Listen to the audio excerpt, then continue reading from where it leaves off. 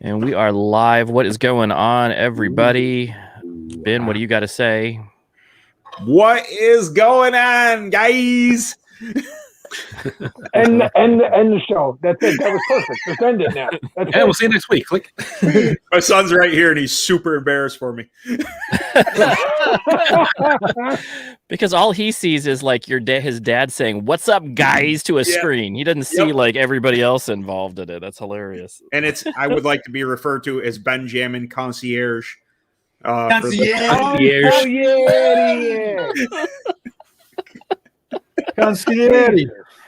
Concierge. God, if you're gonna butcher my language, at least come close. Ken has actually learned. So what did you learn this week, Ken? Go ahead and say it. I learned how to say conciliere. Concierge.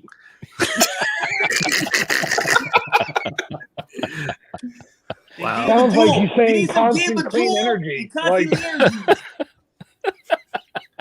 my All God. the jewels, some moops, Forget about it. Forget about it. it's some pork roll. Oh my God. Oh no! Oh I'm no! gonna get a headache tonight. I can already feel it. So, as many people will probably notice that we are +1, Mr. Gary from Chesapeake Beard and Grooming. How you doing, buddy? Just call me plus size. Is that what you said? I said +1, but He you called Technically, you you have the six. part of the wedding invitation that doesn't even have an actual name on it. know, You're the a plus one. the plus guest. I'm doing well, Andy. Thank you for asking, Joe. Right on. What was that? I couldn't hear him. I can't hear you. I got the gabagool inside my concierge. No, you don't. That's hilarious. Oh, Oh, no, I love Joe. Joe loves me. We're a happy family.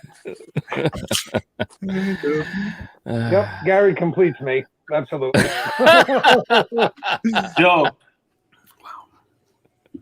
You gotta do the Here you heart. are, buddy. oh man. Oh, there we go. He's got it down. Ben's got it down. No, I don't. Yeah. Everybody's wondering what the hell stream they just logged on to right now. If there's any first-time viewers, they're gone already. Let me tell you, they're gone. I'm sure they think that every time the reviewers table's on, Joe. can I interrupt for a minute, Andy? Yes, you can, sir. So many people don't know, but before I moved to Maryland, when I was in Arizona, I was an elected official. I was a city councilman. So I understand procedures. So now that we have a quorum, I'm going to make a motion that the council here is going to have to take a vote on. Well, I need someone to second the motion, and then we've got ayes or nays, right? Shut up. So I don't even know who I was talking to. So I hereby make a motion that Rob Acker needs to get back in the review game. Can I get a Ooh. second? I second that. All right. All in favor? Yep. Ah! All Aye. opposed? Aye. All opposed?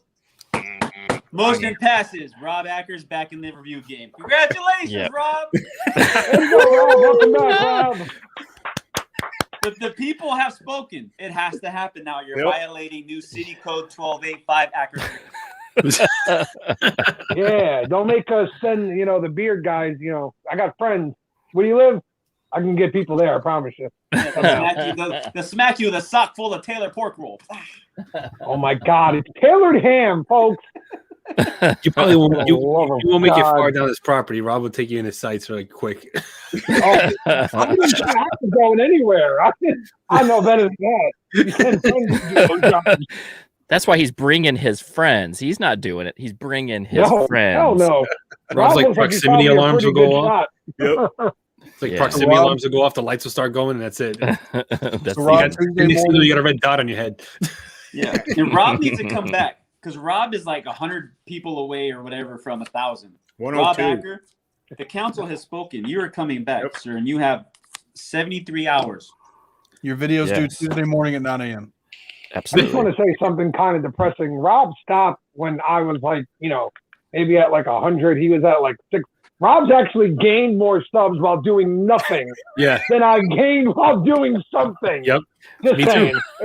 me It's a too. bit friggin' depressing, actually. It's hilarious because I'm like, he his channel is just going. He hasn't put a lot of content out, but like every week consistently putting content out, and he's like, he's gonna pass me. He's gonna get to that. He's gonna get there before I do. And it's just funny. It's weird how it works, you know. And Jason Esser said it, 16 witnesses to the motion. So Yeah. That's right. on the internet, it's We forever. did have a quorum. We had enough. That's right. That's right. So, Rob, you got to come back, bring content. Yeah. At least do the unboxings. I enjoyed the unboxings outside. Yeah. That was always really cool. I have found great pleasure in doing those in general. Like it's just kind of like that first. It's nice. Mm-hmm. Especially if it's a company that you've already know how it feels for you. You just Yeah, unbox it, get the sense. Yeah, Yep. yeah. But the number one thing that we miss from Rob is, what up, people? What up, people? What up? Yeah. How's your computer doing there, Joe? I'm about to show you guys the first ever unmanned flying aircraft as a computer.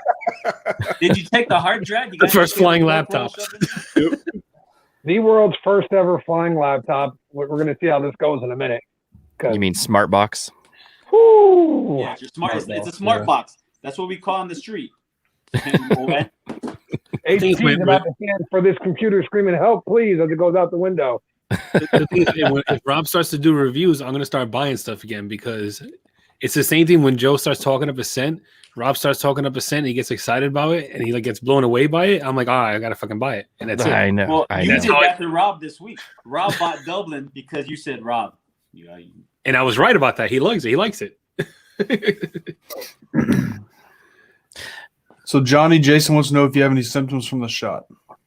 Just a little soreness, you know, by the injection site, but like when I move it, it's just a little sore. But right now, nothing. You know, starting to grow breast. It's we'll okay. see. What do you mean starting? Okay. So, how's it going, Ben? What's going on, buddy? He's not there. Oh, is he gone? That's good. Where did he go? Keep doing the loading thing. That's good. Keep it up. 'Cause I'm going to kick the shit out of you in a minute. And it's a now, problem. now Ben- the host Oh, of the that's show doesn't pay attention to his guests. Just Ben is gone. So, I guess he's doing. He's right there. He's back. Ben's back now. The Oh my concierge is God, back. crack. The concierge. Eddie. I had to plug in my interwebs because my son is going to be downloading a video game pretty soon, and I don't want to be siphoning off. Oh, that's bad. Yeah, that's Yeah. bad. Oh, video game. That's what they call it these days. Silly kid. Ah. Have you guys seen that one? There's like a video. I don't know if it's a TikTok or it's a reel or something where the kid is like trying to explain that he is download why his pants were down while he was watching porn. Oh to my his God, that parents. poor kid. To his mom. That poor kid. I was like, he's like, Mom, that's what happened. My pants fell down. And I was hacked. That was funny. Oh my God, that poor kid. Like the mom should have just like not even addressed it. Like if she saw that happening, you know, just like, all right, that's a natural thing. Just let it go. Like don't even question the question him later, maybe. They You know? get to an age, just hey, what you doing? Yeah. Yeah. God damn, man. If there's a sock on the door, your son's a whore. That's the. Oh my God. Can't say There's I've a ever part- heard that one. Did you hear the part 2 to that one? There's a part 2 to that one. Oh, is there really? It continues on, and like it Oh, goes geez. even further. Like he's a poor kid that starts to cry, and it's bad. Poor kid. I felt bad for him. There's You guys a ever? Jersey. You guys ever hear of Nikki Cass? Nikki No. Cass on It sounds TikTok. familiar. Go look him up on TikTok. All right. If you want to know what it was like growing up for us, go look up Nikki Cass, and he will give you a very deep. And I don't think he's from Jersey, but I don't know, man. He came close. He came really close to the way it was for a lot of us up here. He's Italian dads, and holy crap, did he nail that thing? He's funny as hell too. I enjoy, my mom's family is from upstate New York, and now they all reside in Rhode Island. So I guess there's a huge Italian community in Rhode Island too. Mhm. And yeah, totally enjoy it. Do you know what I enjoy is the food. My mom used to make Yeah. pasta lendica. I don't know if so that's like, I guess it's a Southern dish, but actually, I mean, I remember that soup being like my favorite in the world. I couldn't wait. And when I came home from college, I'd like would take a whole like gallon bag of this stuff home because I just absolutely. No, you're not talking about Italian wedding soup, are you? No, this is pasta lendica. It's Okay. like There's lentils so many different and regions of Italian cuisine. Not every. yeah, it says southern. That's why I said southern. Yeah, it's from the Yeah, southern. yeah, It's like yeah. it's a poor like it's like but it's like lentil beans and then macaroni and then some Italian spices. Oh, in that's it. like pasta fagioli almost. Similar. Pasta fagioli is like chili, like it's like the Italian chili. My mom said it's like but I Better. love pasta fagioli. That's like they had that at the first time I ever had that was at that other place that I don't eat at anymore. It's some olives and maybe some gardens. Oh, Olive were Garden. you there, your family? Oh, Pizza Hut. Yeah, Oh, Yeah. pizza. What's wrong with the Olive Garden? Come on, man. That's real. Yeah, Italian. Olive Garden. That's all the Italian we have where I live. Yeah, but it's not even real Italian. It's like somebody heated up some food. Hey, No, my Olive Garden sells tailored pork roll sandwiches.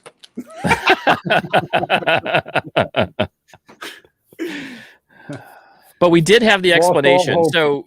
So Johnny, come up. Your stats were exactly so. Come up with the stats No, on the don't ever let going. Johnny Grooms explain shit because he doesn't know what he's talking about.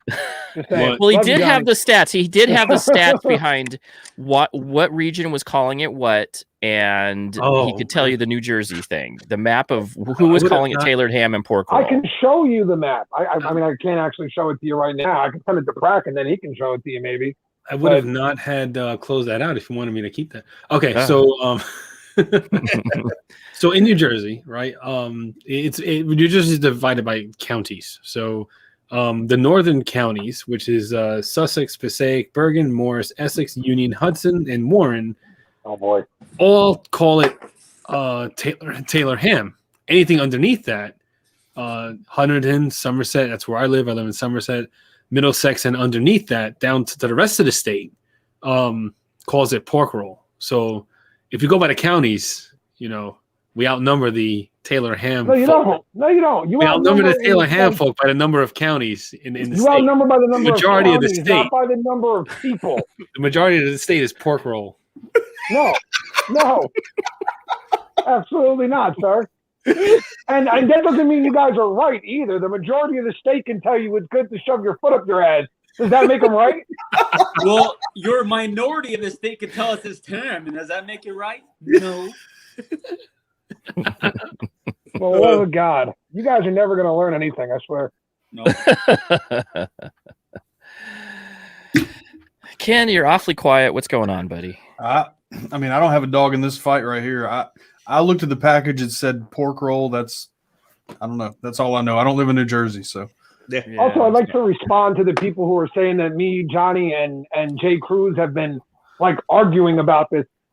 Us talking loud in that's not arguing. That's just a discussion, really. Yeah, it's not. Oh, no. How to talk soft. No, if I call Joe in a video chat or something, he'll answer, "Hey, Ken, what's up?" Yeah, Yeah. that's just me talking.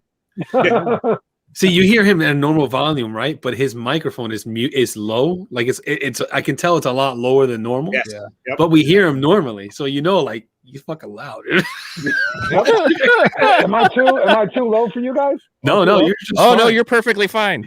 You sure? I can turn it up. I don't think it works that way, but yeah, you'll be all I right. can. It does. I can turn it up. I promise you. Oh, I don't want to do another friggin' update. No, go away. Darn those windows. That's why you never turn your PC. You never turn your PC off. You always leave it on, Yep. like always, because the It's not updates. mine. Oh, it's not yours. Okay. It's my brother's piece of shit. I need it for one night a week. That's it. I gotta get. Stop visiting certain websites, Joe. No, it's probably old. Windows computers, like when they get old, they're so hard to get have it run right after a while. That's because Microsoft puts out 50 updates a day because their OS is terrible. Yeah, That's why I'm a Mac guy. They just work. They do just work. you buy them the once other- and it works. Buy them once and it works. My Mac is a 2013 model. Jeez. So that's the one thing I will admit. I'm not an Apple guy, not because I don't really like Apple or anything, it's because I've never tried Apple. That's why I'm not an Apple guy. Yep. That's just Yeah, complete honesty. You don't have an I've never Apple? tried anything Apple. You have a pineapple though, right? No. And do you have a pen? Pineapple pen. There you go. Yeah. See, I Kendall got was it. talking about. Yeah, I got it. My kids used to listen to that song 50 times a day. I hate that song. What is Yeah. this song? I want to punch that guy in the face so hard. Johnny, sing this song for us. I don't know. wanna hear the I don't song. know. I can't sing it. It's the I don't remember the guy's name. I have I have Pen. a Pineapple. pineapple. Pineapple pen. Yeah, we I can't wanna figure out know- how to make $1 million, but some fool talking about a pen and an apple. Right? To a beat of a Casio keyboard. Yeah. Oh, Yeah, Probably like a no. preset beat from Casio keyboard. And I bet that video has it has at least Oh shit! Yeah, yeah. at least 3 million views. Probably more. I would say more. I'm gonna go look. Yeah, me too. 3 million views. And probably 1 million subscribers. All you have to do is type in Pine. 379 million views. Well, I was I was also telling Ken the other 379 day. million views. I Holy was telling Ken the other day, we're all doing this wrong, by the way. All we have to do if we want to get monetized on YouTube, start making some big money, go to the pet store, okay? Buy a snake and start doing live feedings and boom. I mean, these guys are literally, that's all they do. They go to the store, they buy mice, they throw it in the friggin' cage, and they've got 20,000 views on their friggin' videos. That's it. Wow. Yeah, yeah. It's not a lot of work. I know. Maybe you have to buy. I guess you have to buy a cage for a boa constrictor or something. Well, I mean, yeah, you would Yeah. have to buy the cage, correct? Yeah. I mean, Yeah, yeah. that'd probably be it. I mean, unless you want to sleep with the thing, that's your call, dude. I don't know. what It'll you're kill you in the middle of the night. You know, just constrict on your neck while you're sleeping, and just kill you. Have you ever seen like those pictures of people that got eaten by an anaconda? You just see Yeah. this like, It's oh, awful it's when they cut them out. horrible. They're all like Oh, yeah. deformed and melted. Yeah, it's pretty horrible. So, Wow. Jason, this is not a sock set. This is a Brooklyn Dodgers hat. Oh, and if you guys want to Oh. see something else, I go down the what you call the wormhole on YouTube sometimes. You know, you click on this, click on that. There's a guy called Gator Pool Gators out there. He literally has little mini enclosures in his garage with gators in them, like little mini swimming pools with alligators in them. And again, he's monetized, has friggin' contributors and all this other stuff. I don't know, man. I'm doing something wrong. I'm gonna go buy a lizard. Ken, I think I have your new idea. Yeah. Do some lizards.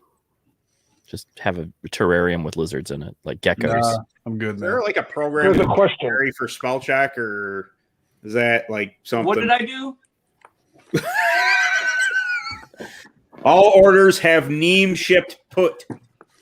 You know what? Oh shit! Jason, I have one of those Jason, I think what he was saying is all orders have been shipped out. Have been shipped out. Yes. I think. What do you call summer renters in New Jersey? That's a way South Jersey I don't problem. even know. I I don't go to the south. I don't go to the shore that much. don't have Is a it- renter problem. Nobody rents around me on purpose, at least. Do you? So is Jersey Shore? That's the where the beaches are, and those are down south, or are those? Yes, sir. Where, okay. It's like an hour and And a half. the Jersey Shore is a big friggin' lie. Just saying. They're not even Yeah. from Jersey, those friggin' morons. Where are they from? They're from like New York. They're from like Long Island and Yeah, they they were all morons? brought in for the show. Why Oh, that's wrong? 'Cause ridiculous. They cashed in on their ridiculous stereotype, and you're mad about it. Yes, I am mad because they didn't call me first. there was only one guy that was actually from New Jersey that went to the shore. This is the whole reason why the Jersey Shore is a thing. Because if you look at True Life Jersey Shore, right, or True Life Jersey, I think it is, they follow a construction worker that goes down to the shore. He's from Jersey, and he he parties and he hooks up and he picks up with girls and stuff like that. This is the guy that went to that cheese. What is it? Oh man. Then it's a place where they sell the cheesesteaks down there, and somebody was sitting in his booth Domino's and and Pat's? started to fight over it. Like he was a complete a-hole, but it was because of that guy they made the entire Jersey Shore from. If you haven't seen that episode, it's called True Life Jersey. I think it's called True Life Jersey Shore or True Life New Jersey. Well, Yes. Jersey Shore was sponsored by Taylor Pork Roll, so that's why they didn't call you. Yeah. Well, if it was sponsored by Taylor Pork Roll, I'm glad they didn't call, because they would call me. They'd be like, "Hey, Taylor Pork Roll." I'd be like, "What the hell's that?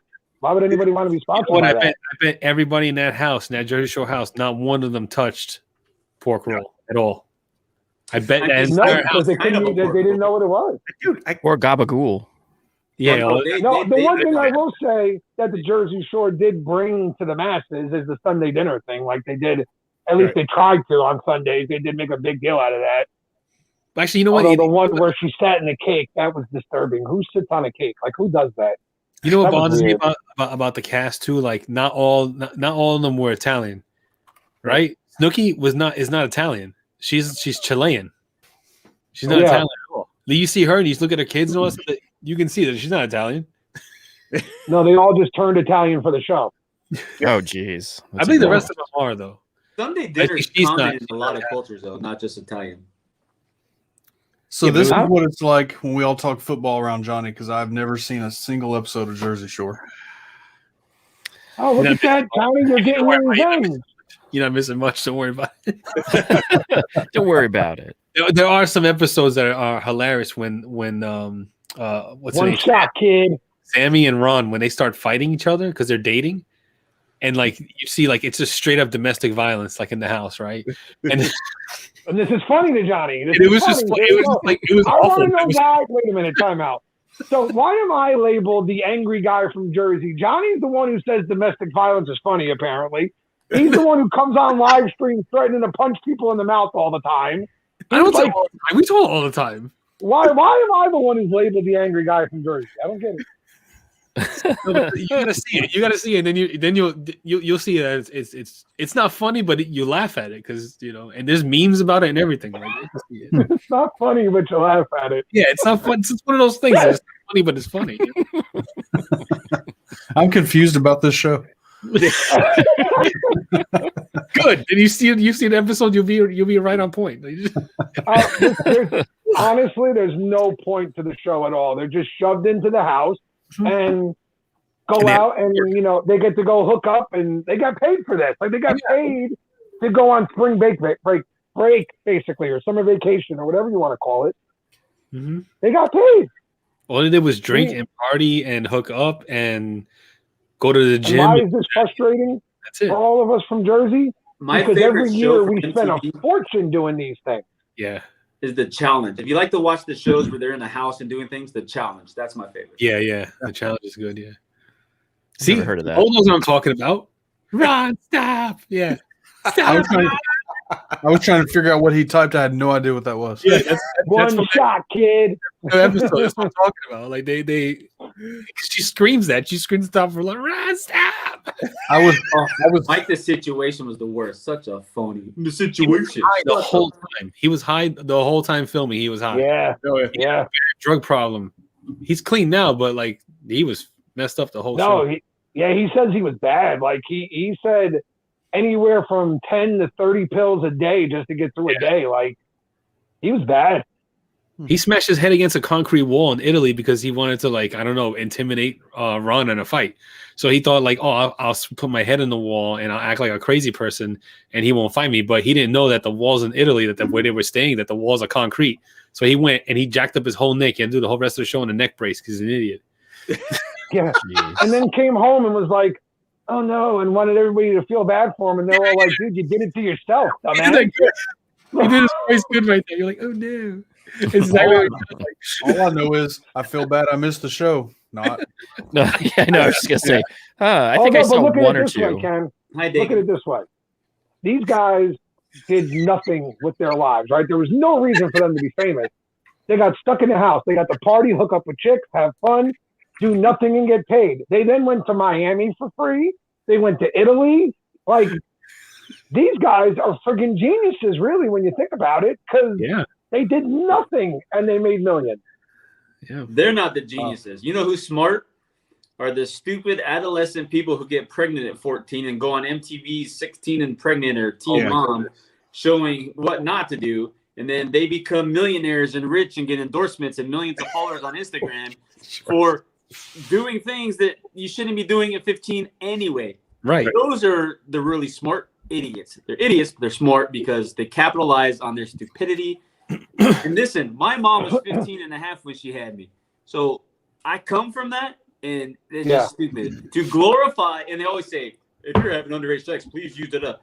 No, just don't do it. Like, why is that on TV? Why are you glorifying a 15-year-old having a baby? Right. Their I parents never got kicking that them out either. of the house.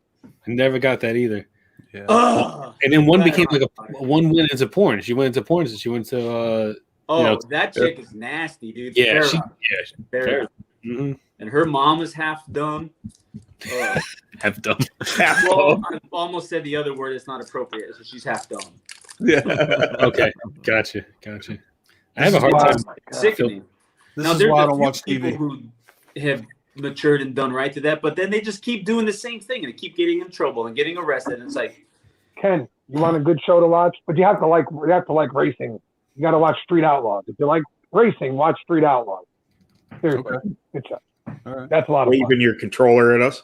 What are you doing? Well, yeah. Well, no, I got my freaking thing in my hand, my brush.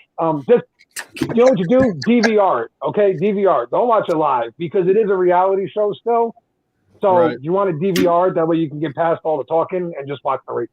I've got YouTube TV, so it's all automatic. Oh, there you go. There you go. Good job. oh, honey, boo boo. Don't get me started. Oh, Oh, Oh, I like Honey Boo.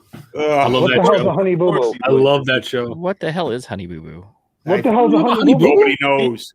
She started off as a little 8-year-old, 300-pound pageant dancer whose mom was 700 pounds, and they were glorifying the sexification or sexualization of minors, and it was stupid. Yeah, minor pageantry. Minor pageantry. Oh, Because she was a pageant girl. She was like a little pageant girl, and for beauty pageants, and It wasn't 300 pounds. I'm sorry. That was super super overweight, just super. But you know what though? Before she got the surgery and lost all the weight and all that stuff, and before she was taking the drugs, I'm talking about the mom. What the hell is her name? Huh?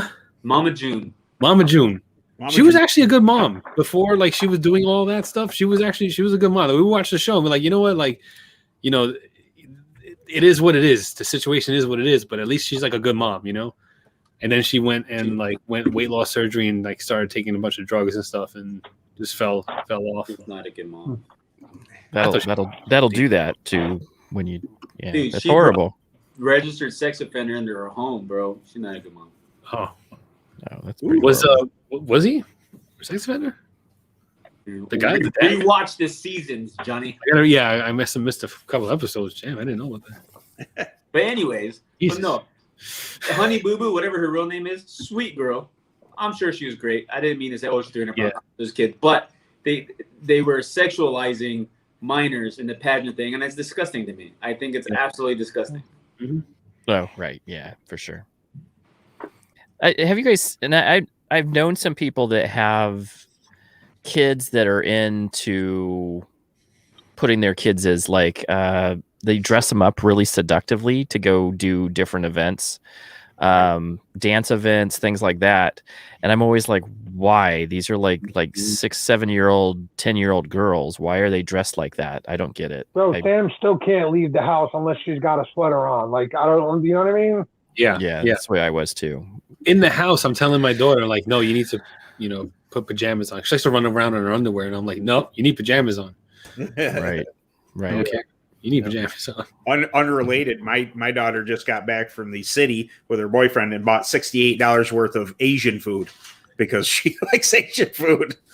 Whoa, wait. How much Bring Asian pork fried food is rice? that? $68. They bought Chinese food too, and they went upstairs and ate it. Didn't give me any. Bring her on screen. Well, that's a Well, problem. That's a problem messed right up, there. man. Not Wait a sharing. minute, time out. They came into your home. Yeah. You know what you have to do, right? You have to go down to the power, the fuse box or the switch, whatever you got, and you cut the power to their room. Yep. That's what you do. That's what I would do. As Jay Cruz would say, disrespected me. That's Yeah. My bad. First time. The That is very first time her boyfriend comes over and says, we're going to go have Chinese food. And Ben goes, hey, can you bring me pork fried rice? She said no, and he offered to pay for it. So I told Ben, I said, you need to bring her over here so we can have a talk and let her know rent is due on the 1st. Damn right. He ain't gonna bring you pork fried rice, which is $8 that you're gonna pay for. Rent's due on the 1st, sweetheart. That's messed up. Period. I figured my daughter has she has a savings account. She has a good amount of money in there because she is working now. She lives at home, so she's able to, save it away. As a parent, you want your kids to do better than you ever did. I never had that option. It was like I graduated, I was gone, and at least she can afford to do stuff when she goes to do it now. So, yeah. Joe, you're okay now. Yeah. Am I okay? Like I'm good? Listen, He was frozen for a second there. I see. Responsible, saving money, but she's still not bringing daddy pork fried I rice. know. That's messed up, man. What does she want? What does she want to do tomorrow? Do you have to help her with anything tomorrow or anything like that? Like this weekend? Yeah. With her car or anything like that? You can see Johnny plotting the revenge for Ben right now. Well, as a family trip, took my son and my daughter last weekend. We went up to the city. I mean, I call it the city. It's Rochester, New York, but Henrietta's off of Rochester. It's the malls and bullcrap like that, places to eat. So it's 45 minutes, and we family trip, go up there and have a good time. And we bought dinner and everything. She's got her own money. I'm like, what the? She's not stupid. She's smart. Who has She knows. daughters? Johnny has a daughter. Joe has a daughter. Ken has a daughter. Ben has a daughter. I don't have a daughter. I like Bushy's statement, and I want to know what you guys think about that. I have my 14-year-old daughter ask if her boyfriend could stay the night. Whoa, hold on. Hell no. Hell no. Unless you can just sleep outside. Whoa. You think that's like, is this a thing that's actually happened somewhere? Because I'm sure. Hell to the no. I mean, okay. Look, if he's got nowhere to go, the backyard is very nice. He can sleep.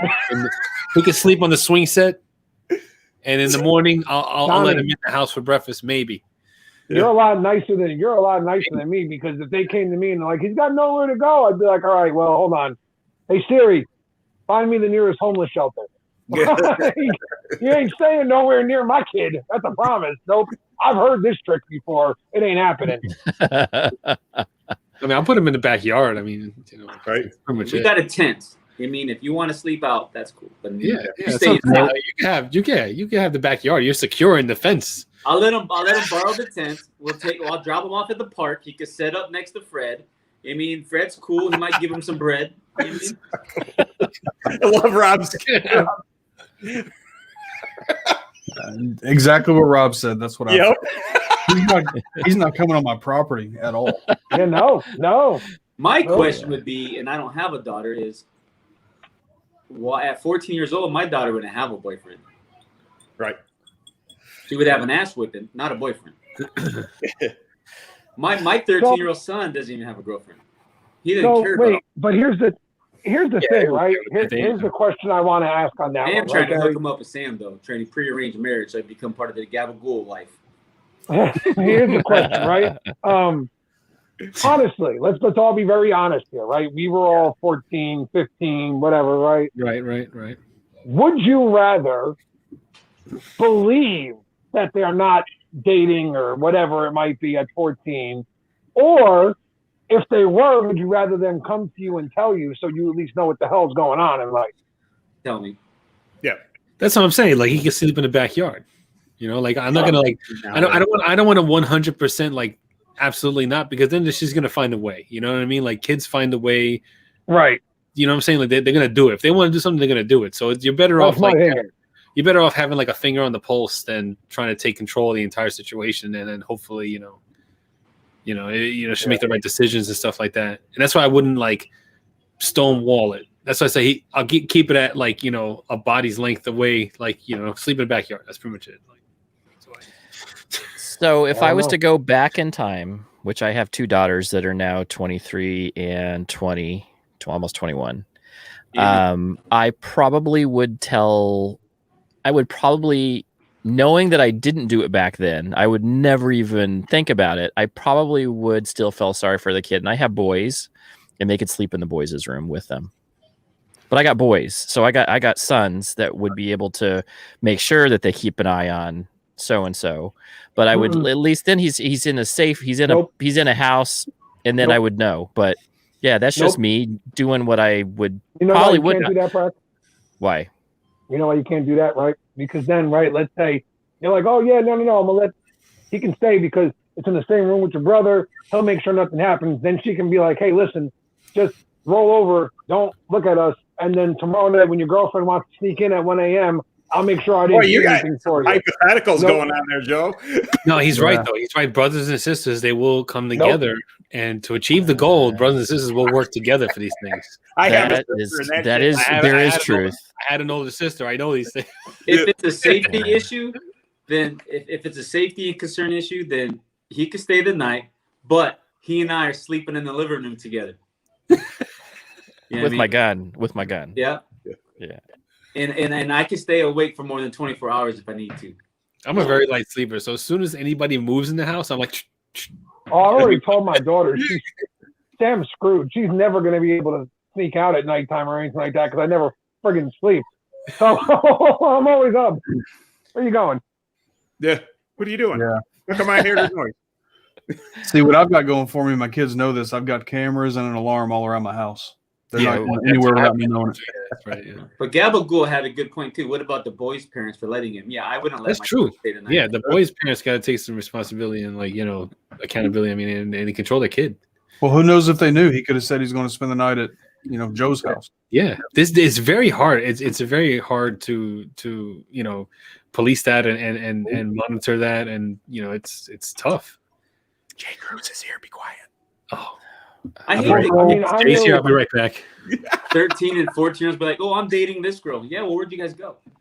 If you're not going on a date, you're not dating. Yeah, right. At 16, I know a 16-year-old girl whose house, her parents. Here's the funny part: her parents used to let me sleep over. My parents didn't allow it. So I'm actually whispering right now, so my mom doesn't hear me. That's bad. I'm still.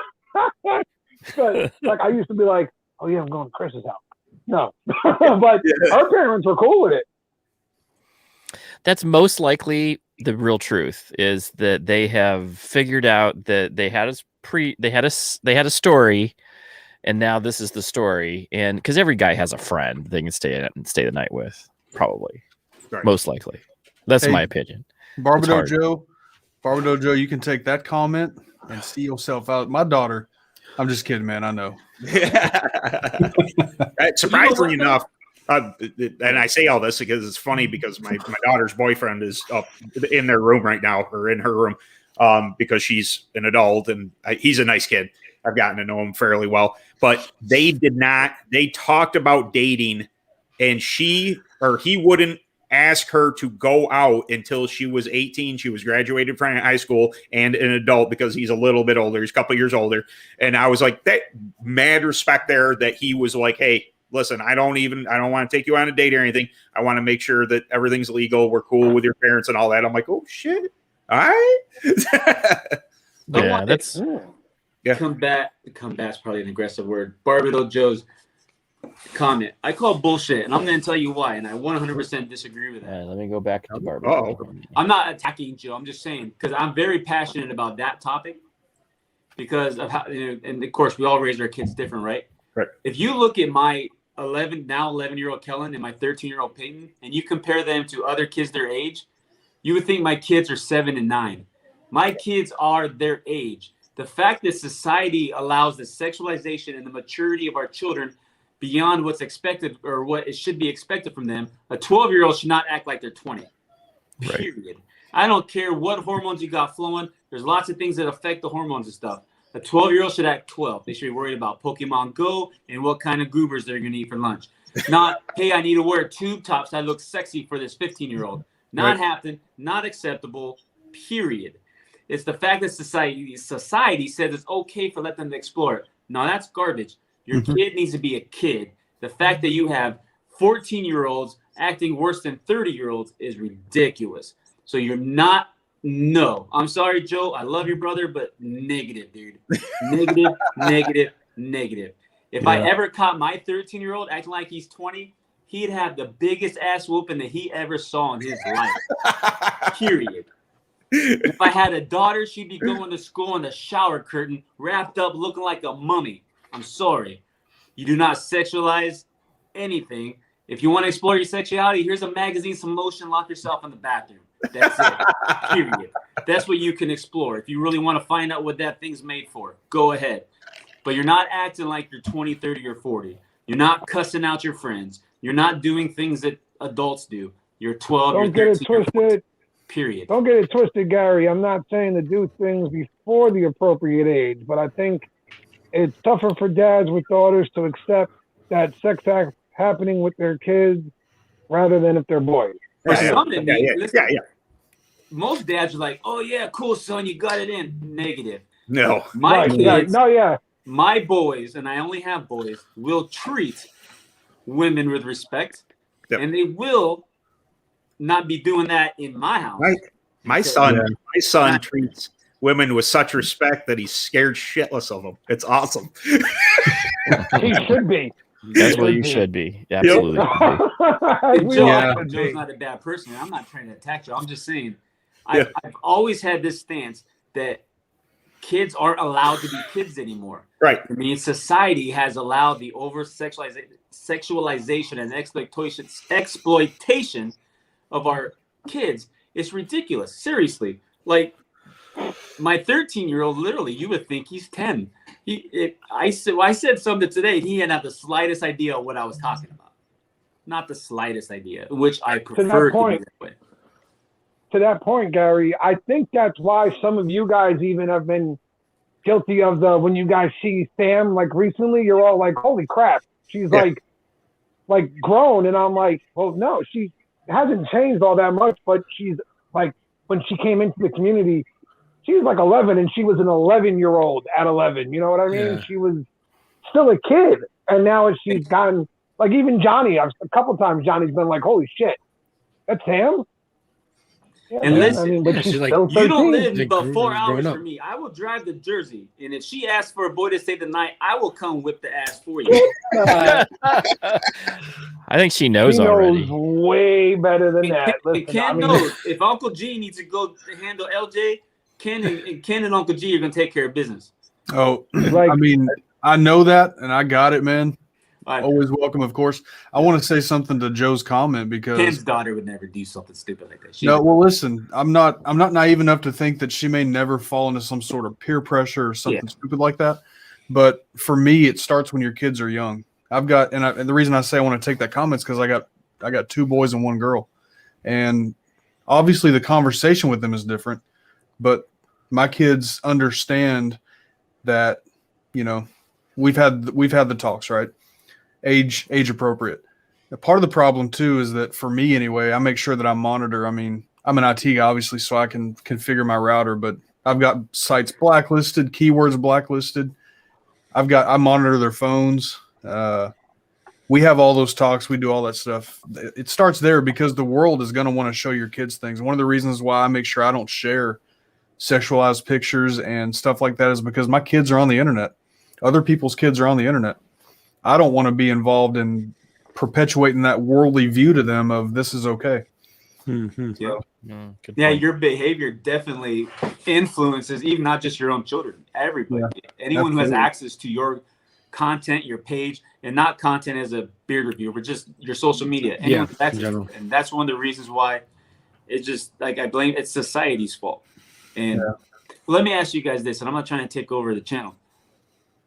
My wife and I my wife's a teacher, and I battle with this every freaking year. When the school sends a letter that's signing for me to give my kids permission to attend the puberty classes and the sex ed, those types of classes at school, I always say no. My wife signs them without me telling them, and I tell her, look, it's not the school's job to teach my kids about any of that. 100%. Because it becomes more than just the basics because then you're putting seeds in their kids' heads and they do more than what they should be doing. If I want my kid to know about sex, I'm going to talk to him about sex. And her bell is, well, if you don't talk to him, someone else is going to. Well, then you know what? If that happens, it happens. But it's not the school's place to tell my kids these things. It's just not. Yeah. That's how I personally feel. Not everybody feels that way, but I am curious how each of you guys feel. Did you know that I failed health class in 8th grade?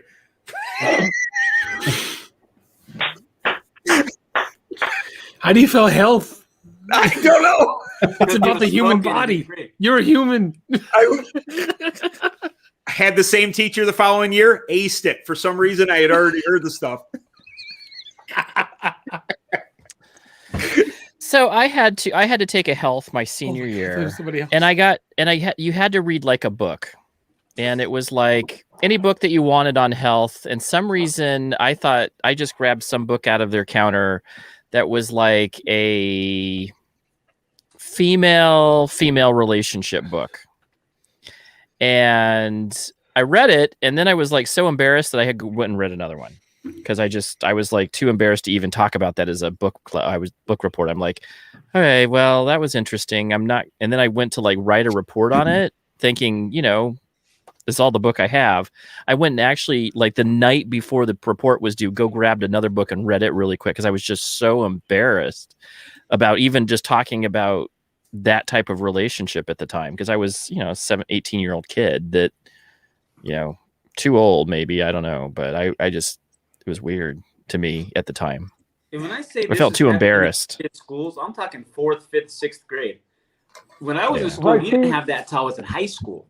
In high school, you know what? I could maybe understand the need because high school is a little different world, especially your junior, senior year. A 4th, 5th, or 6th grader does not need to be in that class by some stranger teaching them things that's my job as a parent to do. You must have a way different school system than us because Sam hasn't even started talking about that stuff yet, and she's in middle school. Dude, in Arizona and Maryland, both, dude. It's crazy. Nope, nothing. At what age? At what age? We get 6th in high school. 4th, 5th, and 6th grade. It's like every year, my kids. That's year. early. In 5th grade, I got to talk. Go ahead. Well, Sorry. Listen, my dad. Than the top You know what my dad? Listen. You know what my dad's talk honestly was. You know what it was? My dad sat down next to me. Right. He's like, seen the girls coming and going. So, and he just took a box of Trojans and slapped it on my leg and said, and he walked away. I was going to the carnival, local carnival, and my old man's like, don't forget your condoms, boys. And I'm like, dude, I'm like 13. I'm like, what? Yeah. That's what he said. He said, I've seen the girls coming and going. I don't know. I know how bad I was. Take those and be careful, please. But he's exactly right. With what Gabagool said, and that's why I say it's society's fault because we have video games where you could rape hookers and you shoot prostitutes and we allow the sexualization of society and video game, reality TV, social media, etc. is more in their face than it was for the rest of us growing up. It absolutely is. It was still, even when I was growing up and stuff, and it's always been around. The difference is nowadays it's so much easier to get access to that kind of content and to that kind of material. When we were younger, you had to have an older brother or something that had a porn stash under his bed. You know what I mean? Things like that had to happen. Nowadays, all you need is a cell phone or a computer, and boom, the whole world is yours. When you open TikTok and you've got 13, 14-year-old girls doing these sexualized dances, it's ridiculous. Yeah, that's disturbing, honestly. And I've said for years, social media and the internet has ruined society. It's made information readily available, which I think that it's cool. Everything's at our fingertips. But it has just created this ripple of just nonsense. Listen, it just doesn't make sense to me. And listen, this is the thing. And I'm not condoning whatsoever pedophilia, right? But when we're allowing these things to happen, and then we ask ourselves, well, why? That's why. We let these monsters have access to our kids through these channels. It's ridiculous. Mm-hmm. Right? Listen, it's ridiculous.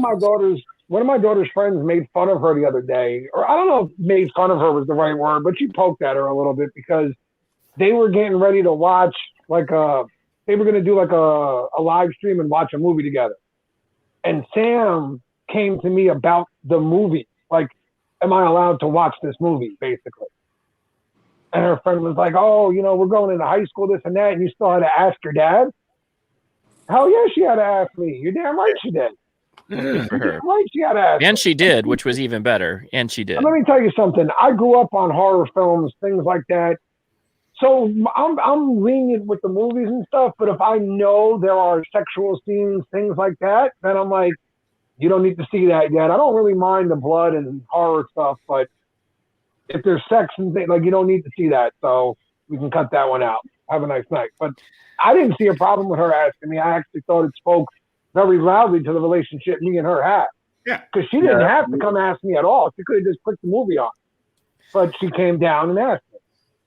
So I'm gonna tell you guys a story, and this is something that I don't like talking about. And so most people who know me know I had a really, and this is why Gary's right.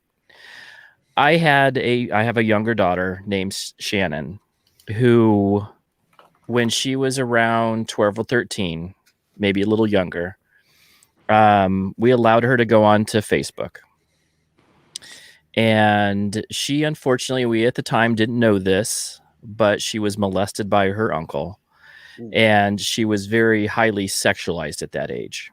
Right. And because of what had happened to her prior, she thought it was okay to have some inappropriate relationships. She went on the internet, and she had friended every person and their brother on the internet.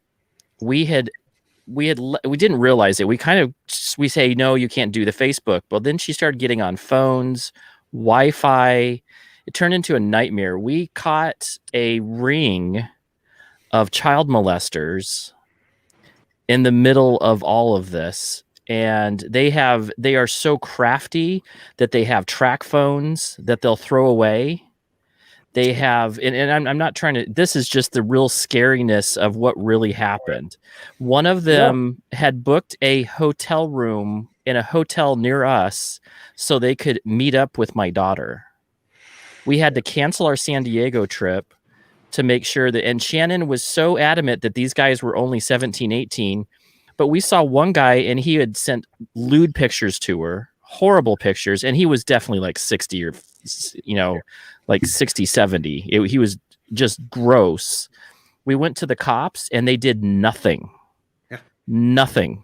They couldn't do it. They couldn't find him because all these guys have these track phones. And then as soon as they get a hit, they throw them away. They can't track who the person was, and they stay on these phones, and there's absolutely zero you can do. That's why we need to stop this, because your kids will get harmed by these people. And we had the case where my daughter was in serious jeopardy so many times because of this, and she wouldn't get off it. She didn't understand because of what had happened to her previously when she was younger, but it turned into a problem where her life was at stake because these guys were willing to go meet her at hotels and places in different random places. And this happens all the time. When we were talking to the cops when Shannon was disappeared, Shannon ran away when she was about 15 because she had a boyfriend and she just kept running away. When we were talking to the cops, she said that the amount of disappearances by teenagers is so common now because they run away with guys that they met on the internet.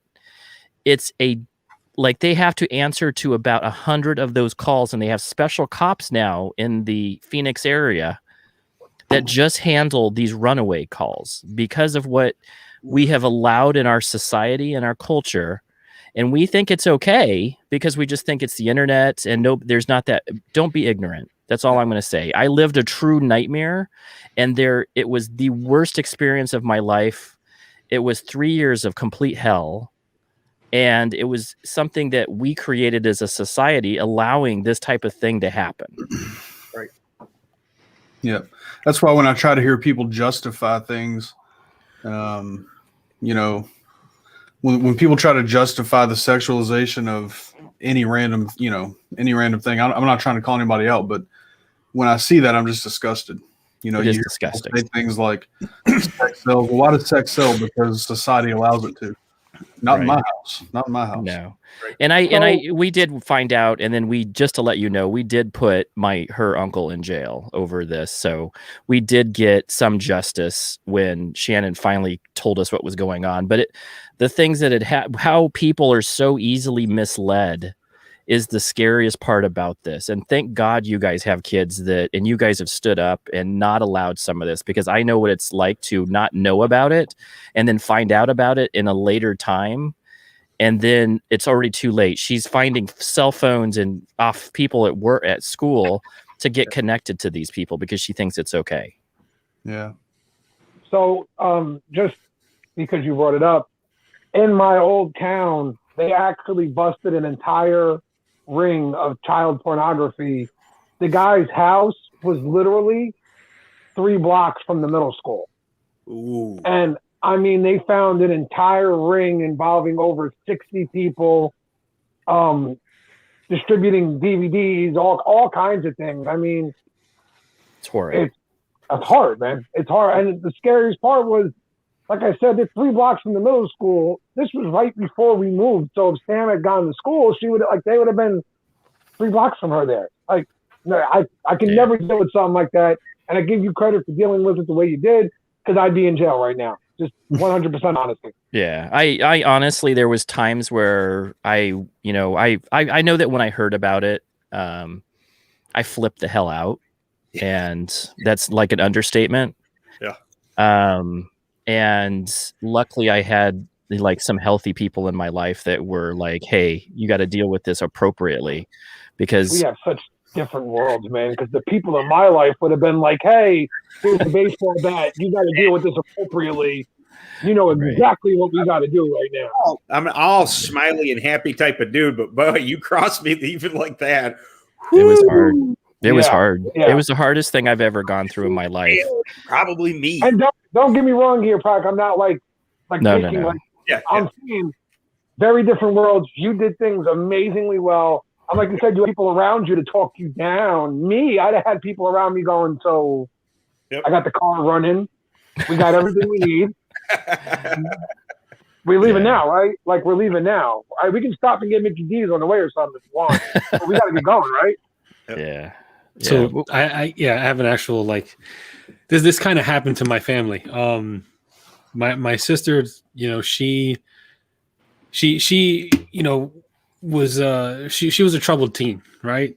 So there was a period of time where she, same thing, was talking but there was no like internet, so this is before the internet, because we didn't have the internet, we didn't even have a computer.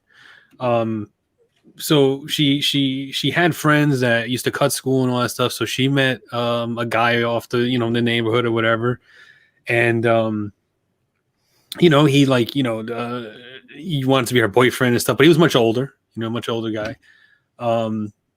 My mom was watching her hang out, right, and she saw her hanging out with the guy. So my mom knew something was up. So then when she came home, my mother saw her and said, oh, you're hanging out with them. And then she got a beating. My mother like whooped her all over the living room and just beat the crap out of her, because she knew she wasn't supposed to be hanging out with that guy, because that guy was much older, and that was the thing. So she got the beating, right? So what happened was my sister decided to cut school one day to go hang out with this guy. This guy like took her to a part of Brooklyn where she didn't know where she was and whatever, and had her there, and then didn't bring her back home. So she was kind of stuck there. She didn't know her way back home, and she this is high school. She didn't have money or anything like that. Right. And he had her there for like I want to say like almost a month. Ooh. So she was missing for like a month. Oh my God. And we had private, investigators and all that stuff looking for her and everything like that.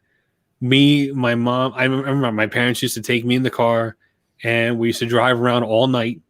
There was one incident where, like, my mother saw the guy who she was hanging out with before, and they parked the car. They left me in the back seat. They had a Dodge Daytona, which was those hatchback, like 2 doors. Yeah. So I'm in the back seat and I'm watching, and they walk up to this guy, and I see that they're talking to him. Then I see my dad grabs the guy by the neck, puts him against the wall. My mom takes out a knife, holds it up to his neck, and they're like they're like about to kill this guy because like Yes, he must have ma'am. said something to and this is my parents doing this, so I'm Yeah. like watching my parents like just like beat the shit out of this guy and like hold him and like basically almost stab him to death, to get information. And yeah, we went through that whole experience. That whole experience was awful. Finally, like she was able to get away long enough to find like a street cop on the beat or whatever, and he brought her home. Like he brought her in the cop car home, and that's how she got back home. Wow. But it was a rough couple weeks. It was bad. We would patrol at night like for hours. In my grandparents' cars and my mom's car, we would just drive around neighborhoods just to see if she's walking around or something like that, or anybody who knew anything. And that wasn't the only person that they roughed up either. Like they were tracking it down, like between the people that she was hanging out with. And my grandparents, my grandfather, my father, that's like a lot of people got fucked up along the way. But they half the people didn't know what was going on, and half the people just didn't didn't give like the right info and stuff like that. But it was thousands of dollars in private investigators and all this other like the missing and exploited children thing got involved and all that stuff, and it was crazy. It was a crazy couple of weeks. It was bad. That is scary. So like that's why like I am super vigilant with my kids. I am the hawk. My daughter is 5 years old and my son is 7. And I don't even let them, like they go out to play in the front yard and I'm there with the folding chair watching everything. I'm like, I don't know how they're going to be able to do anything without me on top of them. Cause like, I just have that fear in me now. And like, that's it. I'm going to be the hovercraft, let alone a helicopter parent. I'm going to be the airship that's from like over these kids. And it's that. And I know it's not like super healthy. I understand that, like as a parent, that's not healthy to be like over your kid that much and stuff like that. But like, I feel like I don't know how I'm gonna not be that way. You know what I mean? It's just how it is. Right. So I want to apologize for bringing up these topics if people are offended or sensitive. But I think as fathers up here, Yeah. and men in society, it's healthy to have these conversations because, like it or not, we all do something one way or the other to maybe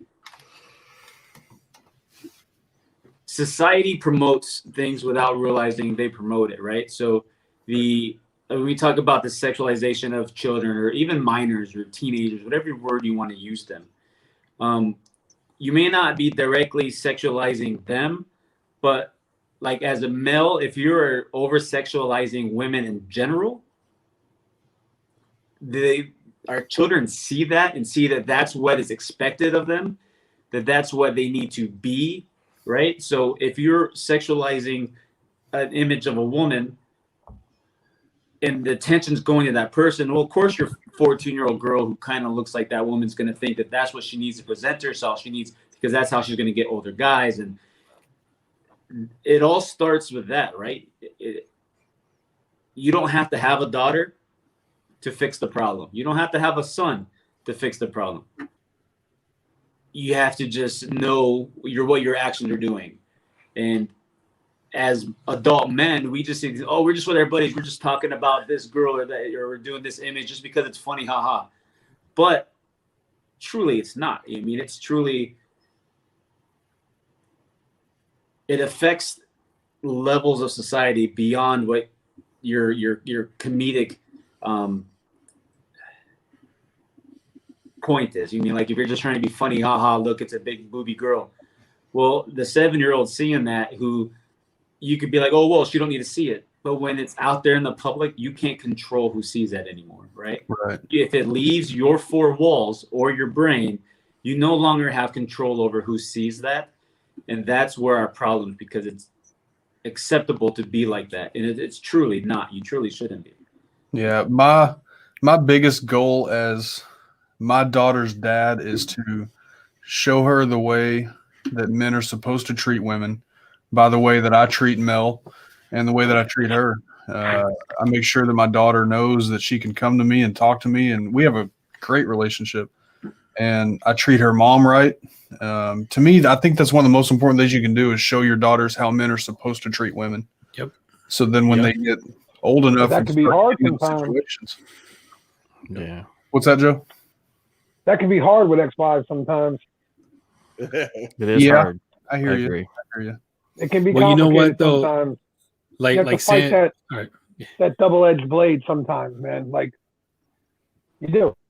Yeah. You know what? Like Sam is probably gonna like gauge the boys who talk to her, like how you've treated her during her upbringing when you're raising her, you know, and you know, and the girls know, like, you know, they wouldn't settle for less than what, you know, how dad was, you know, and things like that. I think that's how I read that somewhere. I don't know if that's how accurate that is, but you know, if it like my daughter knows, like, you know, that you know, I'm very like with her mom, you know, when you open the door, I do things for her. We, you know, we work together, we do things like that. And I show a lot of respect to her mom and to her. And even though she's only 5 and like, you know, so she's going to grow up knowing like, that's the way, you know, men are supposed to, you know, be, you know, and she's hopefully she wouldn't go for anyone who treats her less than, you know, she's seen her dad, you know what I mean? So I don't know. Yeah, and Dagan said too. So that's the other half of it, right? So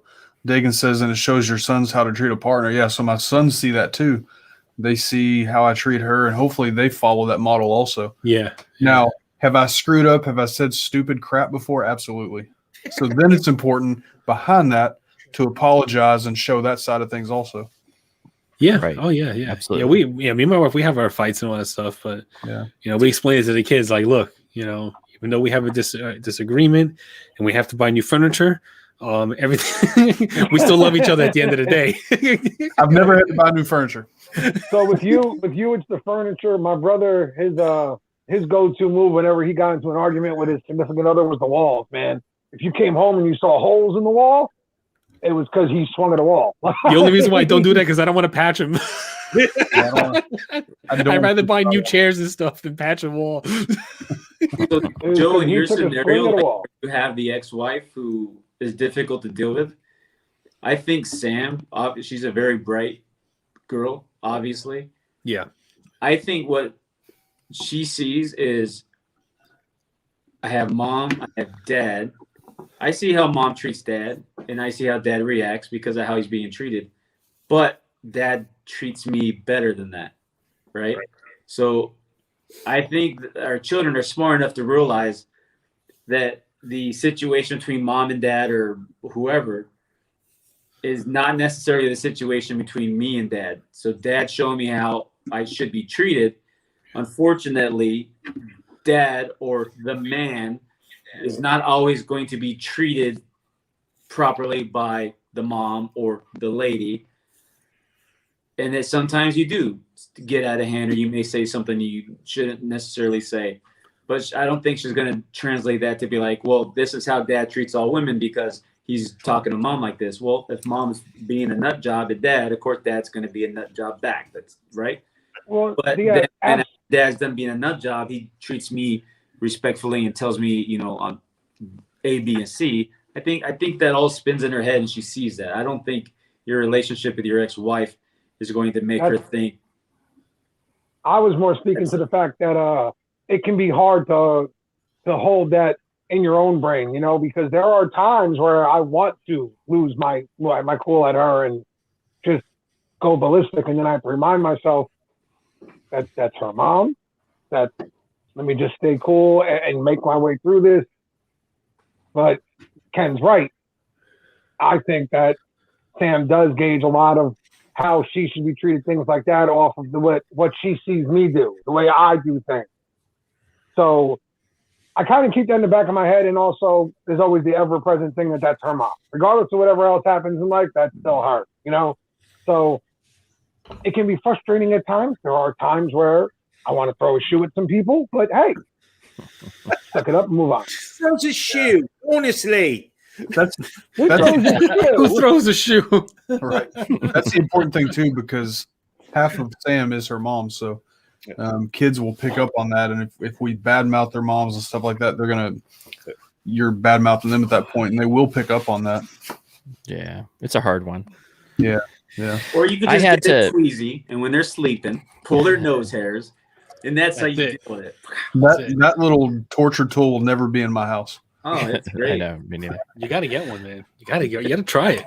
I No. don't. They're I not that don't- expensive. They say that there's don't no care about- benefit in it, though. There's actually you're supposed to have the hairs in your nose. It's for Like the Billy it's the Joe ones from, that come out of the Real nose. life. No, I guess maybe I don't have that problem. So I got to tell you, that's one live stream I'm not upset about missing. I got to tell you. Hey, as soon as my nose hairs grow back, I'm gonna do it again. Yeah. You Funny, can't so- order it anymore. I was looking on Amazon. You can't order it anymore. I mean, I've still got plenty, but yeah. Oh, I have plenty of applicators, Joe. you know And how I'm almost- They I come was to your gonna- house. I was, Joe, even I though got I missed I got that my one, first- I was going to go live and do it. Joe, I got my first vaccine. Like I'm gonna be able to go to your house soon. We can make this Well, you work. got it. You got to come pick up. You got to come pick up the thing. Yeah, that I'm gonna yeah, give you. yeah. You got to come pick up By the end of the month. toothbrush. By the end of the month, in a few weeks, I'll be able to go over, no problem. Nope. And we're gonna get those nose hairs. So what are you trying to show? so let's upbeat. Wait a let's- minute. Hold on. I don't think another grown man has ever said to me, Joe, by the end of the month, I'm coming over and we're going to get those nose hairs, buddy. That's what we're going to do. I'm coming for those nose hairs, buddy. That's it. I have a lot of Here I applicators. come. We can make this happen. We could do it. Andy, you live in Arizona where Live Beard is based. And doesn't Live Beard have those shirts that say "Do better, be better"? I have They do. do better. I have do better. I think they have "Do better, be better." Is Yeah, I don't know if it's be better. I just have a do better one. I see. I see a lot of like hashtags or comments like that with "Do better, be better." But it seems like people are. I'm going to say men because that's who we're all sitting up here, all men. We seem to only apply that to certain areas of life, and we're sitting here having this great discussion about children and how, as a society, we need to how we can correct some of the errors that are being made. Right. But why don't we apply the "do better, be better" to that as well, right? Why do some people only apply that to certain aspects to their life and not to what really matters? Well, that it's just making sense? comfortability. It's comfortable to sit and do what you've always done. Absolutely. Yeah. It's hard. Change is hard. Yeah. know? And I think that's the one thing that is inspiring about shirts like that and a lot of our community is there's real positivity going on that people are trying to uplift each other in all areas. I know that's what I spend my time trying to do. And it's hard at times because, we all have real life going on. But I think that as men, we can uplift each other. And that's what I think this community can be about, is exactly what Gary's talking about. As a community, if you see somebody struggling, you can be a influencer, a mentor. You can say something to them that will help inspire them to be something different. I know that's what I do. That's what I try to do. I think people think it's too taboo or too you're a pussy if you're open and comforting and want to talk about stuff with a guy. And not to say my father who raised me, who's my stepdad, isn't a good guy, but I was brought up with "don't be a bitch" and man, you mean like you're a man, Yes, you're not sir. a girl, blah blah blah, right? But so I have a hard time talking and doing certain things, but it shouldn't be. You don't have. You're not less of a man because you're willing to talk about your feelings and have those conversations. Because you can't have a conversation about man things with your wife or your friend that's a female, right? Right. Because they just don't understand, right? And even just because they're a girl they understand? Yes, they don't understand what it's like to be a guy because they're not a guy. Everybody goes through different scenarios. It's healthy. That seems like such common sense, but it's really not. Common sense healthy, isn't so I think, common. for men to be like, you know what, Ken, I'm having a bad day. Can we talk? And then have like just a open, pour your heart out type of talk. And then when we're done with it, we're still men. You know what I mean? You can still do that. Yeah. You don't lose your manliness because you talk about something. You know what I mean? Right. It's emotional IQ that in our people culture. do that. You know what I mean? Right. And it's an emotional IQ thing. And there's actually lots of documentaries about how the fact that we have taken that piece and we look at it as we demasculate them if they do they're more emotional, where actually it's very unhealthy to not deal with your emotions, which is why men have the anger issues they have. That's why we have the issues that we have with abuse. We have assault issues. Go ahead, Joe. Go ahead, Joe. No, I'm raising my hand for all the things that apply to me. That's why I dropped it for the abuse. Right. That's what happens is that we have increased males don't know how to deal with their emotions. So we have men that sit and are so bottled up. That's why they have higher rates of suicide, higher rates of assault on, either they're assaulting themselves or assaulting other people because they have anger issues, because they don't know how to properly communicate their emotions at a fundamental level. And then we wonder, but we call everybody, we'll call him a pussy because we'll sit and say, hey, look at that guy. He's crying over there in the corner. It's something that we as men need to stop, and we need to stop raising our kids like that. It starts with like what Ken was saying. At a very early age, I gave my son hugs and let him know that he was loved every single day of his life. That kid is an amazing boy, because he knows how to hug people, he knows how to receive love and how to give love. And those are things that I especially took, because my dad wasn't like that all the time. I had two dads, and I had a really, my bio dad, my dad, one of my dads, the teacher dad, he was an amazing person who was more emotional. Where my stepdad, he was a really tough case. And at times you could tell that he was emotional, but he had a hard time expressing it. And as I grew up, I realized through counseling that it's actually more respectful and actually more honest and more courageous to share your emotions with others than it is to hold it in and be plagued by these problems, because it's not courageous to hold it in. It's just not. And it causes problems in so many. Yeah, it causes you physical health problems. It causes you emotional health problems. And then at that time, it's too late for a lot of these guys that are suffering. And that's why male suicide is so high. I want to say that that's actually why I've said more than once that I think, I don't know, whoever you believe in, right? For the fact that I found this little world of ours, not just for like the products and things, but because of some of the friends I've made here, that when things are driving me a little friggin' nutty, or even more than a little nutty, when I feel like I'm ready to go out and do something stupid to somebody else, there's more than one person I can reach out to and be like, hey, you got a minute? I just need to scream for a little while. Yell, scream curse words, and then I'll be fine in a minute. And, they'll listen. Ken will sit there quiet a lot of the times when I call Ken. He just, yeah, because he knows I just need to get through it. I just need to scream, curse, threaten the whole world, and then in 5 minutes I'll be fine. I feel bad for my wife. She gets to listen to a lot of it. Yeah.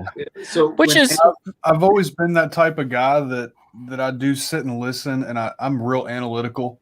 Yes, I won't say all the time because, I goof around too, but a lot of times when I have something to say, it's intentional. Sometimes that's to a fault, but right. That's how I'm wired.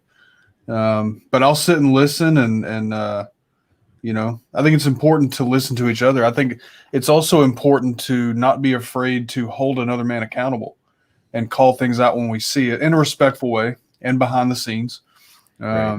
I don't need to go public and say, Joe, you're screwing up and this is why. I need to call you right behind the scenes. But I think it's important to hold each other accountable and work through these things. When we see something we know is wrong, whether we're talking about the community, our community where we live, our home, whatever, we have to not be afraid to call that out.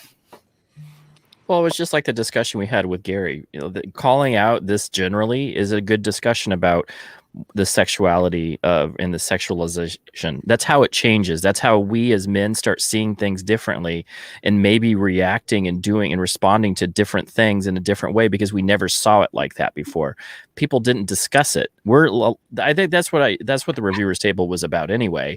It was, but I think it's amazing to have that in this community, that you have men that are just trying to better themselves and inspire each other to become better. I mean, I thought that's the reason why I bought the t-shirt. I bought Do Better t-shirt. That was like the first t-shirt beard swag I ever bought because of that positivity. The other day I bought from Valhalla. It's like a vet society for helping out. I bought that "You're Not Alone" T-shirt that is helping, kind of just letting get the funds go back to the vets. And then additionally, it's really a truth. It's something that Chris TCTBNL is part of as well. Just that whole realizing that you're not alone. This is something that we can defeat. We can start lowering those numbers of suicide in men because we can talk, and then we can go talk football. We can go we can go vent, and then it doesn't make us any less of a man. We can go talk football for a while. I enjoy that. I like both. I'll talk football all day, but Don't talk football with Johnny, please. don't talk about Yeah. the owls versus the. I like those kind of relationships with I can't even talk with other dudes where I can, like Joe, if I do something stupid, I want Joe to tell me and call me out on it, and then I don't know, I can tell him that it's a pork roll. We can go back to that, right? And Taylor Ham. and vice That's a versa. If comedic I, value. something that I think Joe needs to fix or something, I want to be able to respectfully tell him that, and then he can tell me I'm saying Mario the right way. So Pratt, That's you not said gonna something happen. about you always hugged and tell your son you love you. So growing up, and I'm sure people are joke, well, that's why you are the way you are. When it was bedtime, I was told, it's bedtime, get your ass to bed. And that was it, right? No, hey, love you, son, good night, blah, blah, blah. Right. So some of you guys have been on video chats with me when it's my time to kiss your bed. And every night I go in the room, kiss him on the forehead, tell him good night, love him. Every night. 13 and 11 years old, and I still do it. Not because I'm trying to make up for something that wasn't done for me. It's just so they know that no matter what happened throughout the day, if they may have gotten yelled at for doing something wrong, whatever, they're going to bed knowing that Dad's here, Dad loves me, and he knows I exist. And that's just what it is, because things are going to happen throughout the day. Your kids are going to piss you off, and you're going to be like, damn it, why'd you do that? Right? And they may go to bed. I don't want them to go to bed thinking, well, Dad doesn't like me today because I did this wrong. Right. Oh, you did it wrong. We talked about it. We moved on. It's time to go to sleep. Good night. I love you. See you in the morning. This is if you guys see Jamie Johnson in the chat here, that's one of my best friends since I was 13. My other ones lives in town here. He's my bassist in my band, but he says he's been watching some of these streams, and I was just like, oh, he never comments or anything. I'm like, oh, the first comment he makes, Raiders suck. Like they really, really suck. But in what Ken said, how where you could talk as a For you, man, buddy, for right? you. We look at things like it's not okay to talk about certain things, but there's two sides to that coin. It's very okay to speak publicly about your problems and to help educate others on what you may experience and how you did things to fix it, right?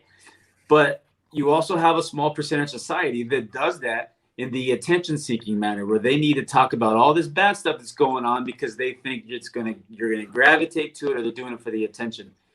So that's really, to me, that's a hard line for me, because it's like, is this guy doing this because he wants the attention, or is he doing this because the dude really needs me to reach out? Like, what is it? Sometimes it's hard to figure that out. That's why I think if your whole life is just about sitting in front of a camera or a phone or whatever and talking about all the bad things, it's hard for me to see that as a serious, like, this is just a man expressing his things, because it's like all the time, right? But if you're doing it just periodically, or you're just in a conversation like this or a private conversation, I think it's easier for the other side, because we look at it like, oh, it's okay to express yourself. What about the other side of that conversation, the people who are going to hear it? When is it okay to say, you know what? I think we need to fix something here. There's something going on that you're not seeing or addressing, that, hey, we need to fix this, and I will be here to help you fix this. Right. Like, and when do we say, you know what? I think you're a little overboard with this. You need to tone it back, because it's, instead of being a cry for help or an education, it's a needy. So where do we pick that up, and when is it okay? And when do we say, hey, I'm here to help you? Or, like, even if you tell them, hey, you just need to shut up because it's too much, that's helping as well in one aspect. But when is it okay to do that? And how do we figure that out? Because we could sit here all day and say it's okay to talk about your feelings, but when is it okay to listen to somebody talk about their feelings? So I don't know if there is like and I get what you're saying, right? But I don't know if there's like a given line in the sand on that one. I think it's going to depend a lot on the situation and what's happening with that one, right? Because not every single time is going to be the same. So I guess you have to read the situation and interpret what's going on. I don't know, man. It's a rough one. It is, because if you look out there's a lot of times where you can watch something and go, okay, why though? You know, but I guess you could do that with everybody. So I guess you just have to gauge the situation and determine from there how you feel about it individually, because the way you see it might not be the way that Prac sees it. You know, it's going to be different for everyone. And that's where things get a little bit tricky at times. Well, like if I call you, Joe, just hypothetically, if I call you every day and just talk about how terrible my life is every day, at what point do you just say, Gary, wake the hell up, shut up, this is what you need to do, and do it? Versus there's a truth to that, absolutely, and there is a point. Right. There is, because when it's every day, that's different than like once every 4 or 5 months. If I'm just feeling it, I'm like, hey Joe, we gotta talk, man. Like, it's been rough for me. You know, I've been trying to do this, this, and this, and it just I need to get this off my chest. You know what I mean? Versus every day, Joe, and it's the same conversation every day. So at what point am I only doing that for the attention versus that I really need to have that conversation? How do you address? So I guess it would depend on the conversation that's happening, right? So again, since we're just talking here, right? If I'm calling like Ken right now, right, and almost every other day sounds like the same complaints, but given my situation, things don't change much right now, right? About the things that are going on. If it's something that can be corrected though, and you see that it can be corrected and they're not doing anything to fix it, then at that point, to me, you're almost doing them a disservice, not saying to them, hey man, listen, I get it.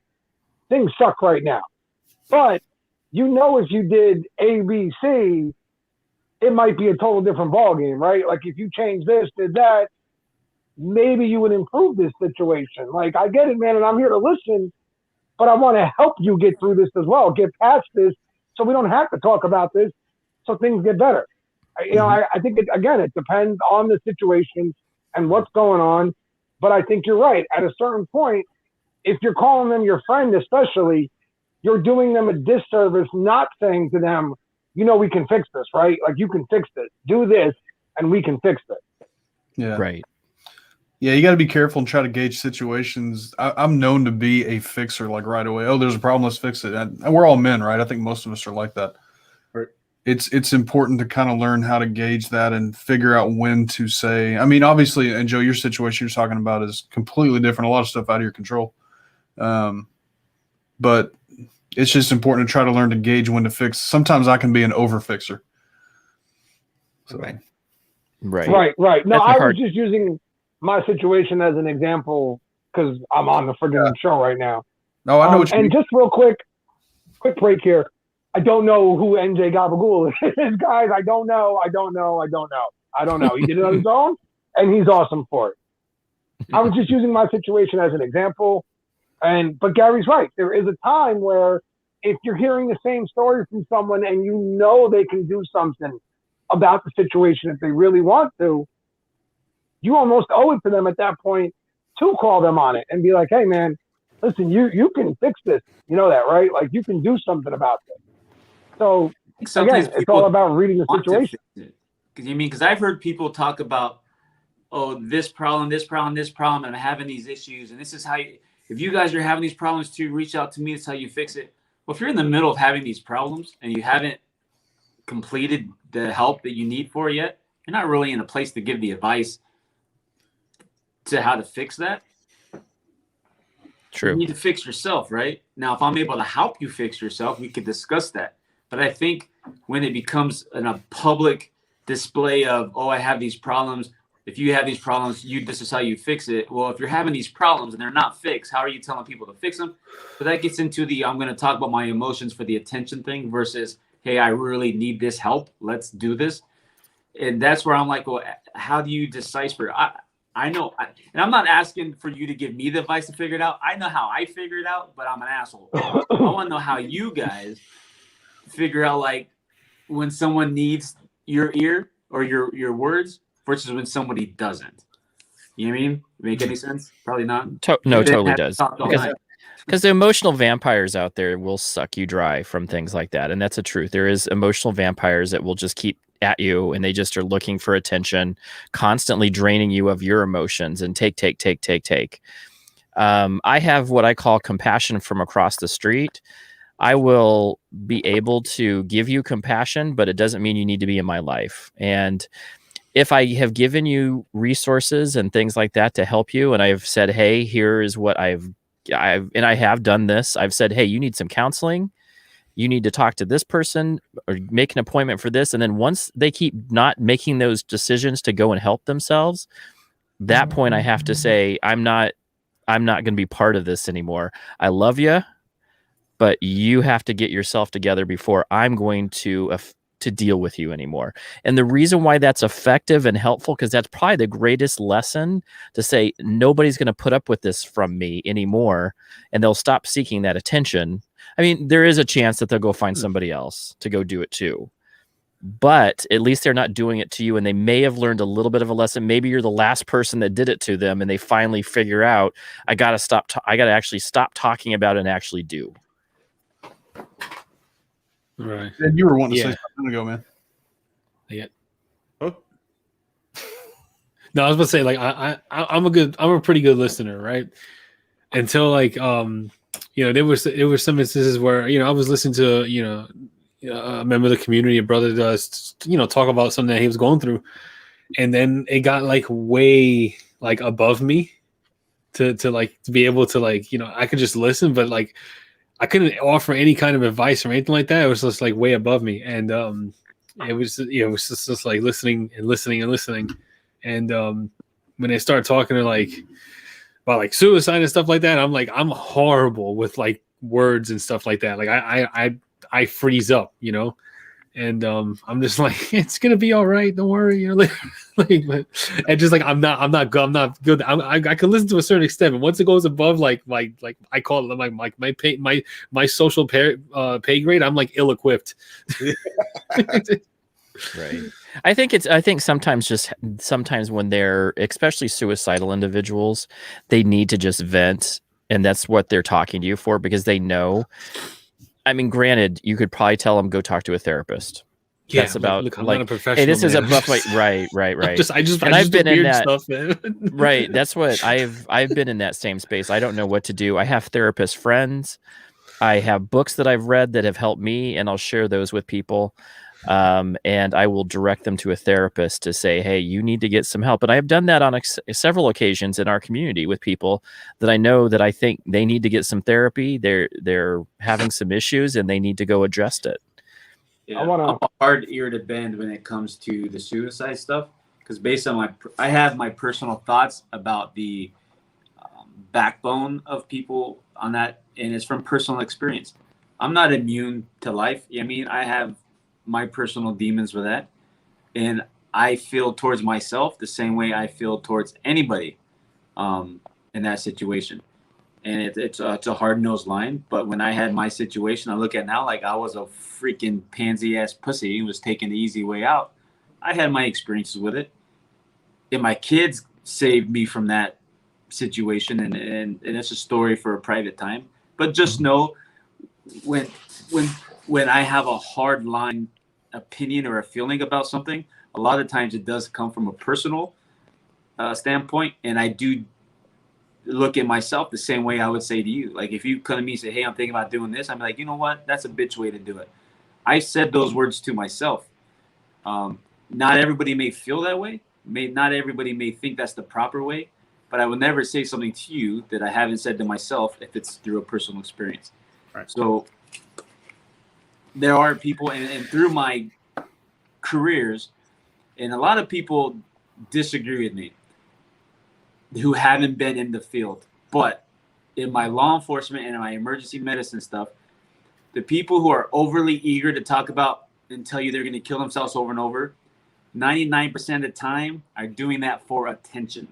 Mm-hmm. Those who really intend to harm themselves will never tell you that that's what they're going to do. They just do it. And they'll leave you a note. You might find out later.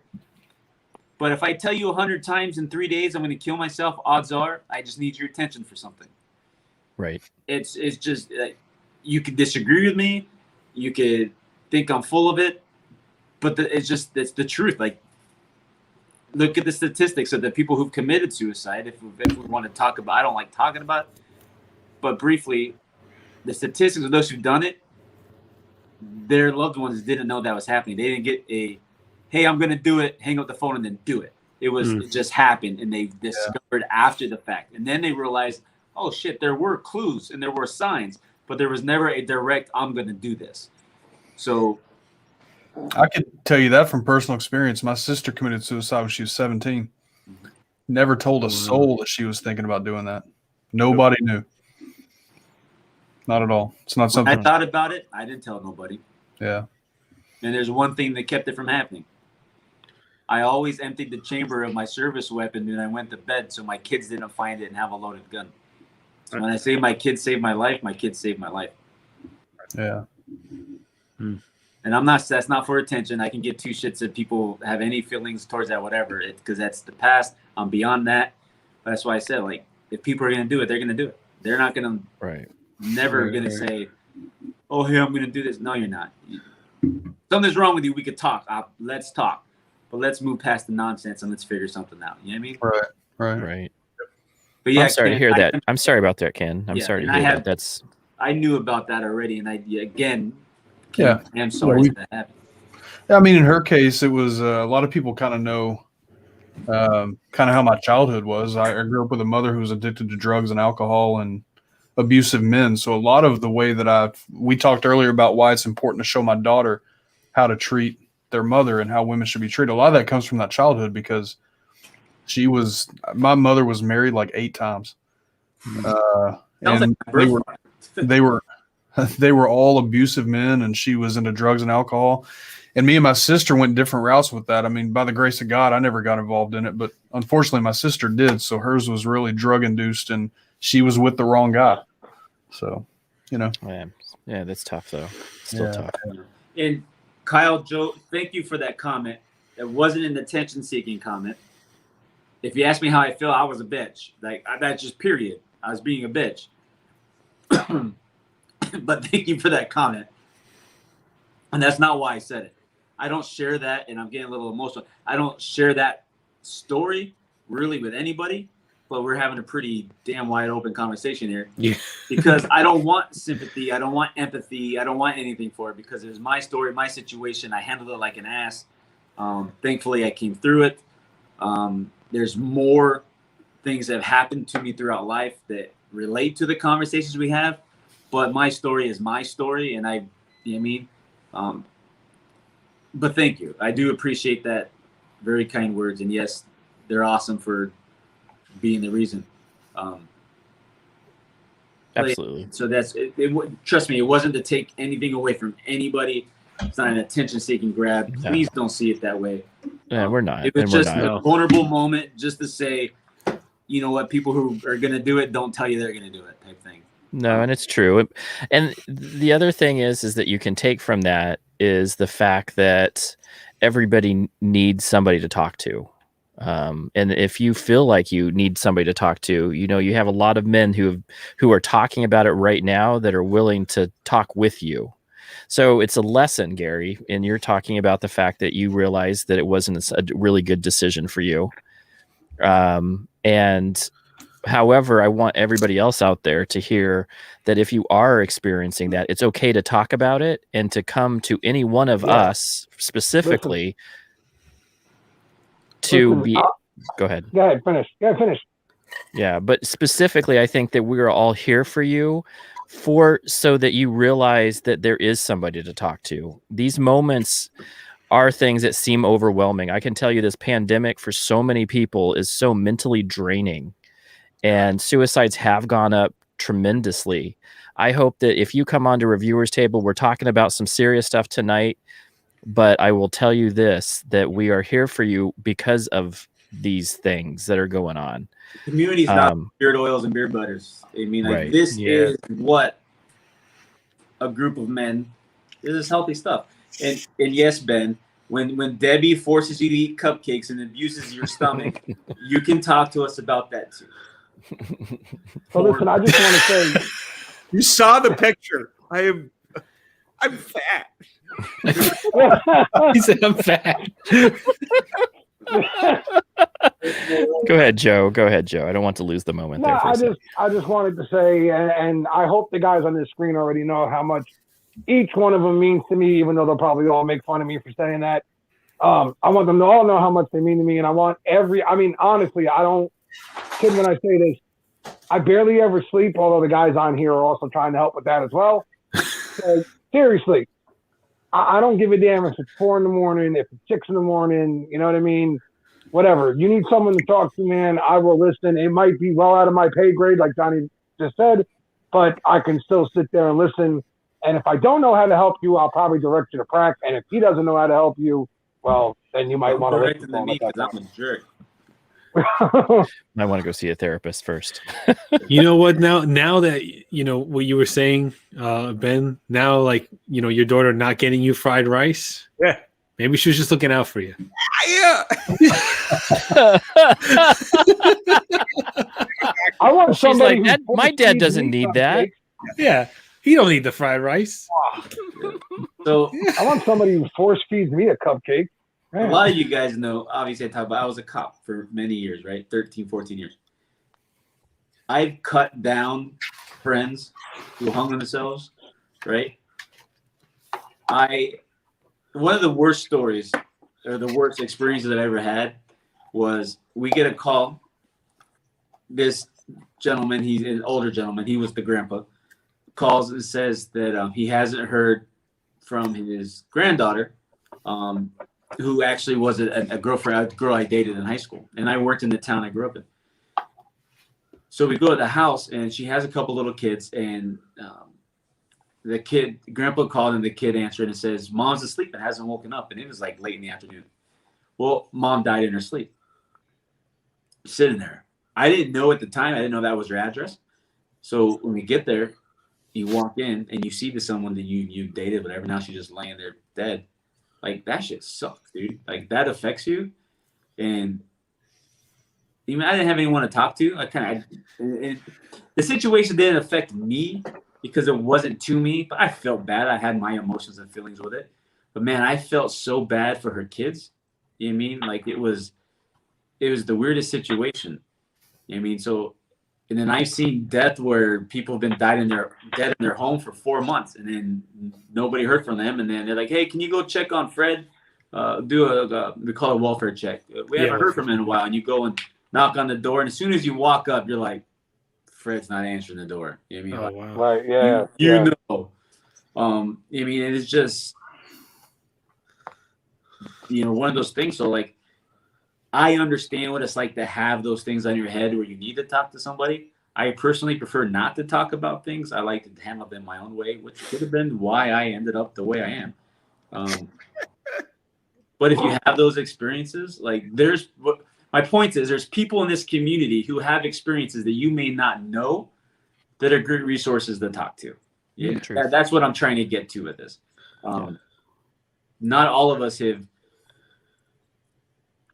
encountered hundreds of dead people or homicides or rapes or just different types of things that if you have issues or trauma, that there are people who understand the other half of that you can always talk to, such as Gary or Andy or Ben. Talk to Ben. Listen, I will tell you this. Ben is a great listener because he said shit all night. Yeah, I will tell you this. If you are angry, like, I mean, through the roof angry, just call Prac and let him answer the phone. That's all. Just him answering. "Hey, buddy, how you doing today?" And you're like, "Look at this freaking guy's like." That's sometimes literally it makes how you a he little has bit video weird, chats. like- That's exactly. Yes, Hey, That's hey, it. buddy, how you doing today? Hey, what's Yeah. going on? That's no lie. And it's almost like instantly calming. You're like, oh, what the hell am I so angry about? Look at this guy. All right, let me chill out for a minute. I bet And Andy then, has talked to me about things that has angered him, but his tone never changes. He was always no.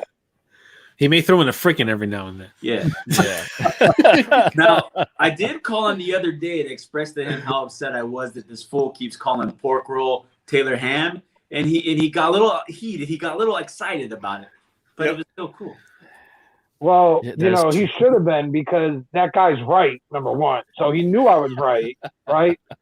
So he was That was like, Gary, definitely how fine. dare you call me with this misinformation? How dare you? I got it. Yes, Samantha. There she is. Speak of the There devil. she Where's the is. pork Hey, fried rice? Oh, wrong daughter. Oh, You want to lay down? What? I'm going to lay down. Already? We all heard you. All right. All right. All right, babe. I love you. She feeling okay? And Sweet Joe dreams. is not doing this. It's 11 o'clock we at talked night. about this stuff. Oh, that's right. This happens every night. Oh, every single night, every night. Yeah. Because Oh, yeah, we no. had video chats. We talk with Joe. Like I've had Yeah. chats at night with Joe. That happens every night. Yeah, that's Absolutely. awesome. Absolutely. I mean, Just as much as Ben eats queso. That happens every night too. it's something though that was taught to us at a young age, honestly. My dad, I mean, we always thought it was annoying, right? Because you're like 15, 16, you're in your room. I thought we're on the third floor, you know, he's on the first floor, all of a sudden he'd be yelling, boys, come down the stairs. What? Bedtime, right? You gonna come say goodnight to me or what? And we just had to go over and give him a hug real quick and say goodnight. And that was it. But it was just something that he always made sure to say to us. He didn't say much else throughout the day. My dad wasn't a big talker. That's not who he was. But made sure to say goodnight to us. And he made sure to tell us he loved us at least twice a day. At least. No, that's awesome. Never once, my dad, ever. No hugs. Oh, No any signs of affection. it happened Very My like father, 30 feet out here. It was 2 years ago or whatever. My old man was up from Florida, this and that. All right, saying goodbye. And he hugged me. He's like, I'm proud of you. I love you. I'm like, what are you doing? What are you? Well, wait a minute. A New Yorker who moved to Florida? Say it isn't so. Yeah. no, really. No, my father is actually the reason that, and I hope that everybody understands this, but if I enter a room and there's nothing but family I know, right, that I will walk the room, every single person in the room, and give a hug and a kiss to everybody in the room because that's just what he did. That's what we did, right? I mean, so like some of my family looks at us like we're nuts because they're like the extended family, but I'm like, hey man, this is how we do it. Gotta say hi to everybody. It takes us an hour to say hi, another hour to say goodbye. We were only over for 20 minutes real quick, but hey, there you go. What the? yeah. I'm looking for pork roll in my Walmart app, and it's like not a thing. No, you can't get it. Search Walmart. Tailored ham. Search Taylor ham.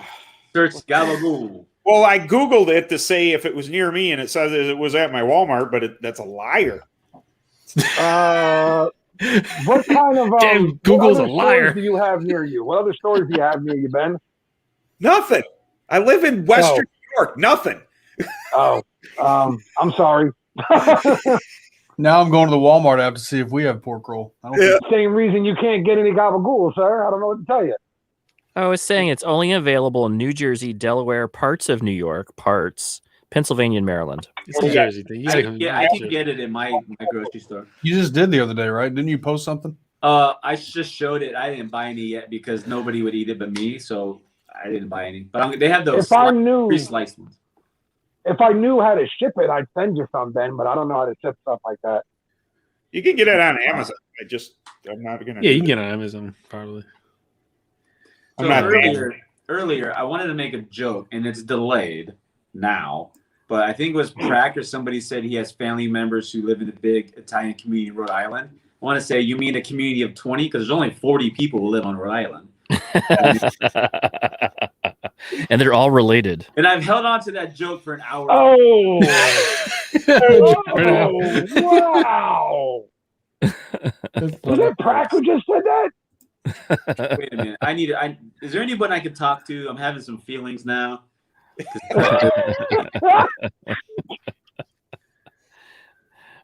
They're all Oh. like, if you go to Rhode Island, all the Italians are like cousins and cousins and cousins. And I mean, it just seems like they're a huge Wait a amount of minute. family. Like every time you go there, there's like family lives Say, like everywhere there. It's You just crazy. described most of North Jersey Taylor, Italian look, Taylor people. pork roll. I don't. What are you showing me? What are you showing me? I don't. It's I don't $11.99. understand what you're trying to prove here, because once again, we'll go through this one more time. I don't care what a corporate conglomerate has slapped on a package and put out there. When the man first made it, it was called Taylor's Prepared Ham. Okay? North Jersey has stayed true to our heritage and our reality. South Jersey has turned into a bunch of conformist bitches, and they follow what the store says. I mean, the guy that made it, did he not have a say in the packaging? Probably not. He probably had to just go along with whatever the company said. No. They want to do So it he this just- way because, hey, and he wanted to make money. So he went, here's what I'm telling you. You ready? You ready? And this is coming from the most stubborn, hard-headed Italian kid from Jersey you'll ever friggin' meet.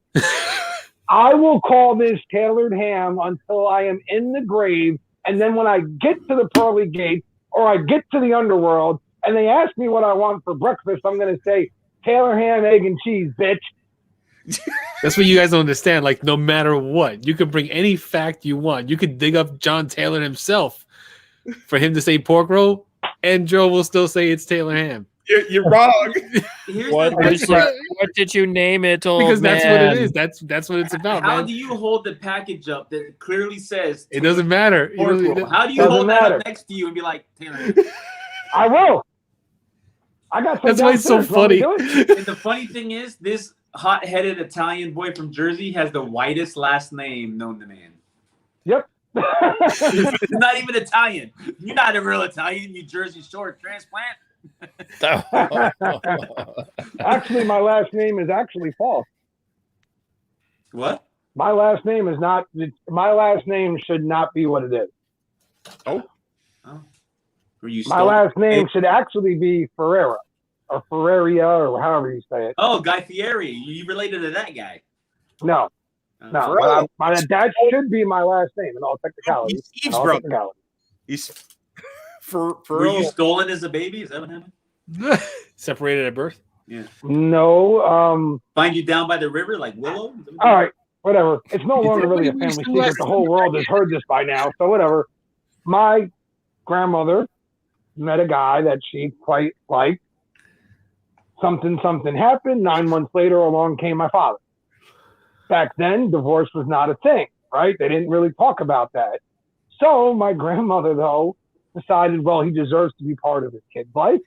She brought him into our life as my grandpa Jack, the man I call the greatest man I ever knew in my life, and told everybody he was her long-lost brother that she just found. And the man lived with us our entire lives. He raised us, along with her husband. Sounds like a good guy. He was amazing. And in fact, when her husband, Bruce, had a stroke and couldn't take care of himself, my grandfather took care of him every day. Barbecue Steve's not even Italian. His last name is Johnson. Don't let him lie.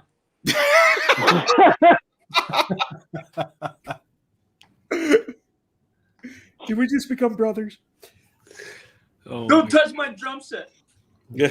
Rob, that was Rob. Man, that was funny. That was What did funny. he say? What did he say? What did he say? He said, because when Gary was like, Joe's got the whitest name, and you see Rob's comment, Yeah, you probably want to put it on screen. he said Joe Casper. And then he said Joe Honky. He No, his last name's actually Cracker. says, am I allowed to do that? Am I canceled?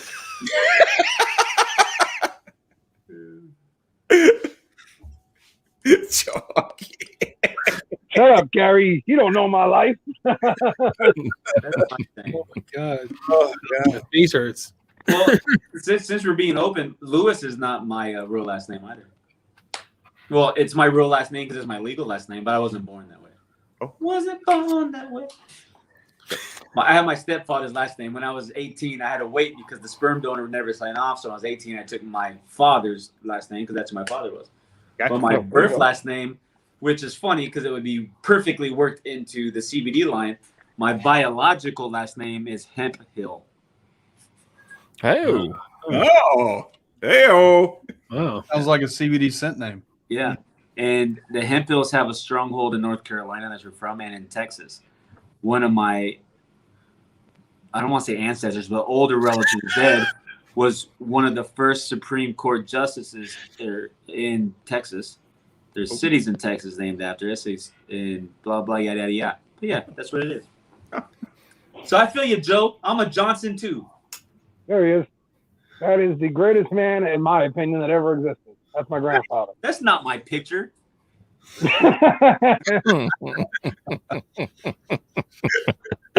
No, Gary, he did say the greatest man.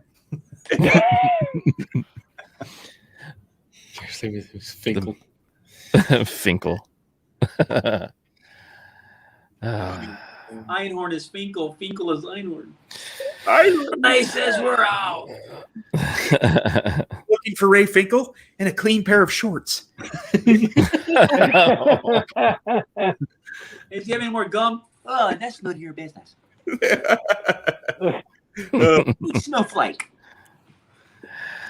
So my favorite one of those Pet Ventura movies was when he was trying to get out of that rhinoceros in the second movie. That just got me. I think that's the funniest scene I've ever seen in my life. I gut laugh every time we see it. Let's add some humor to this. Let's go around. I'm taking control, Prack. Starting from Prack, going around. What is your most underrated movie that's your favorite movie? Ooh, Oh, underrated. it's a good segue into tomorrow night, by the way. Beards on Film over on Barbado Joe's channel tomorrow night. Most underrated movie. A movie that you think is the best movie that most people be like, eh. I'm trying to think through that. Oh, Okay, pass for a second. Go ahead if somebody else has one. I have to think for a second. I can go. You want me to go? I got Yeah, one. you go because I got to think also. All right. Mine is an Adam Sandler film because I love Adam Sandler, and a lot of people are like, eh. That's My Boy with Adam Sandler. Absolutely greatest film I've ever seen in my friggin' lifetime, which I don't know what that says about me as a human being, but I love that movie. I don't know why. I laughed my ass off through the whole thing. Absolutely classic movie. Classic in the whole way. Joe, Barbado Joe's got mine already. Yeah. I love that movie. Strange Brew, never heard of that. Strange Brew. It is good. Yep. Mackenzie. Oh, We all know I'm a huge Back to the Future, Teen Wolf, Karate Kid fan, right? But Mhm. I think, to me, one of my favorite movies that I think doesn't get the love it deserves is Dazed and Confused. Ooh, Oh, yeah. that's a good one. That is a good one. Because it's the epitome of that time frame. Like that, it was just that. They were the graduating class of '76. Yeah, and that was my dad's graduating class, and he watched like the first 5 minutes when the judge GTO rolls around the corner, and he says, "Yep, exactly."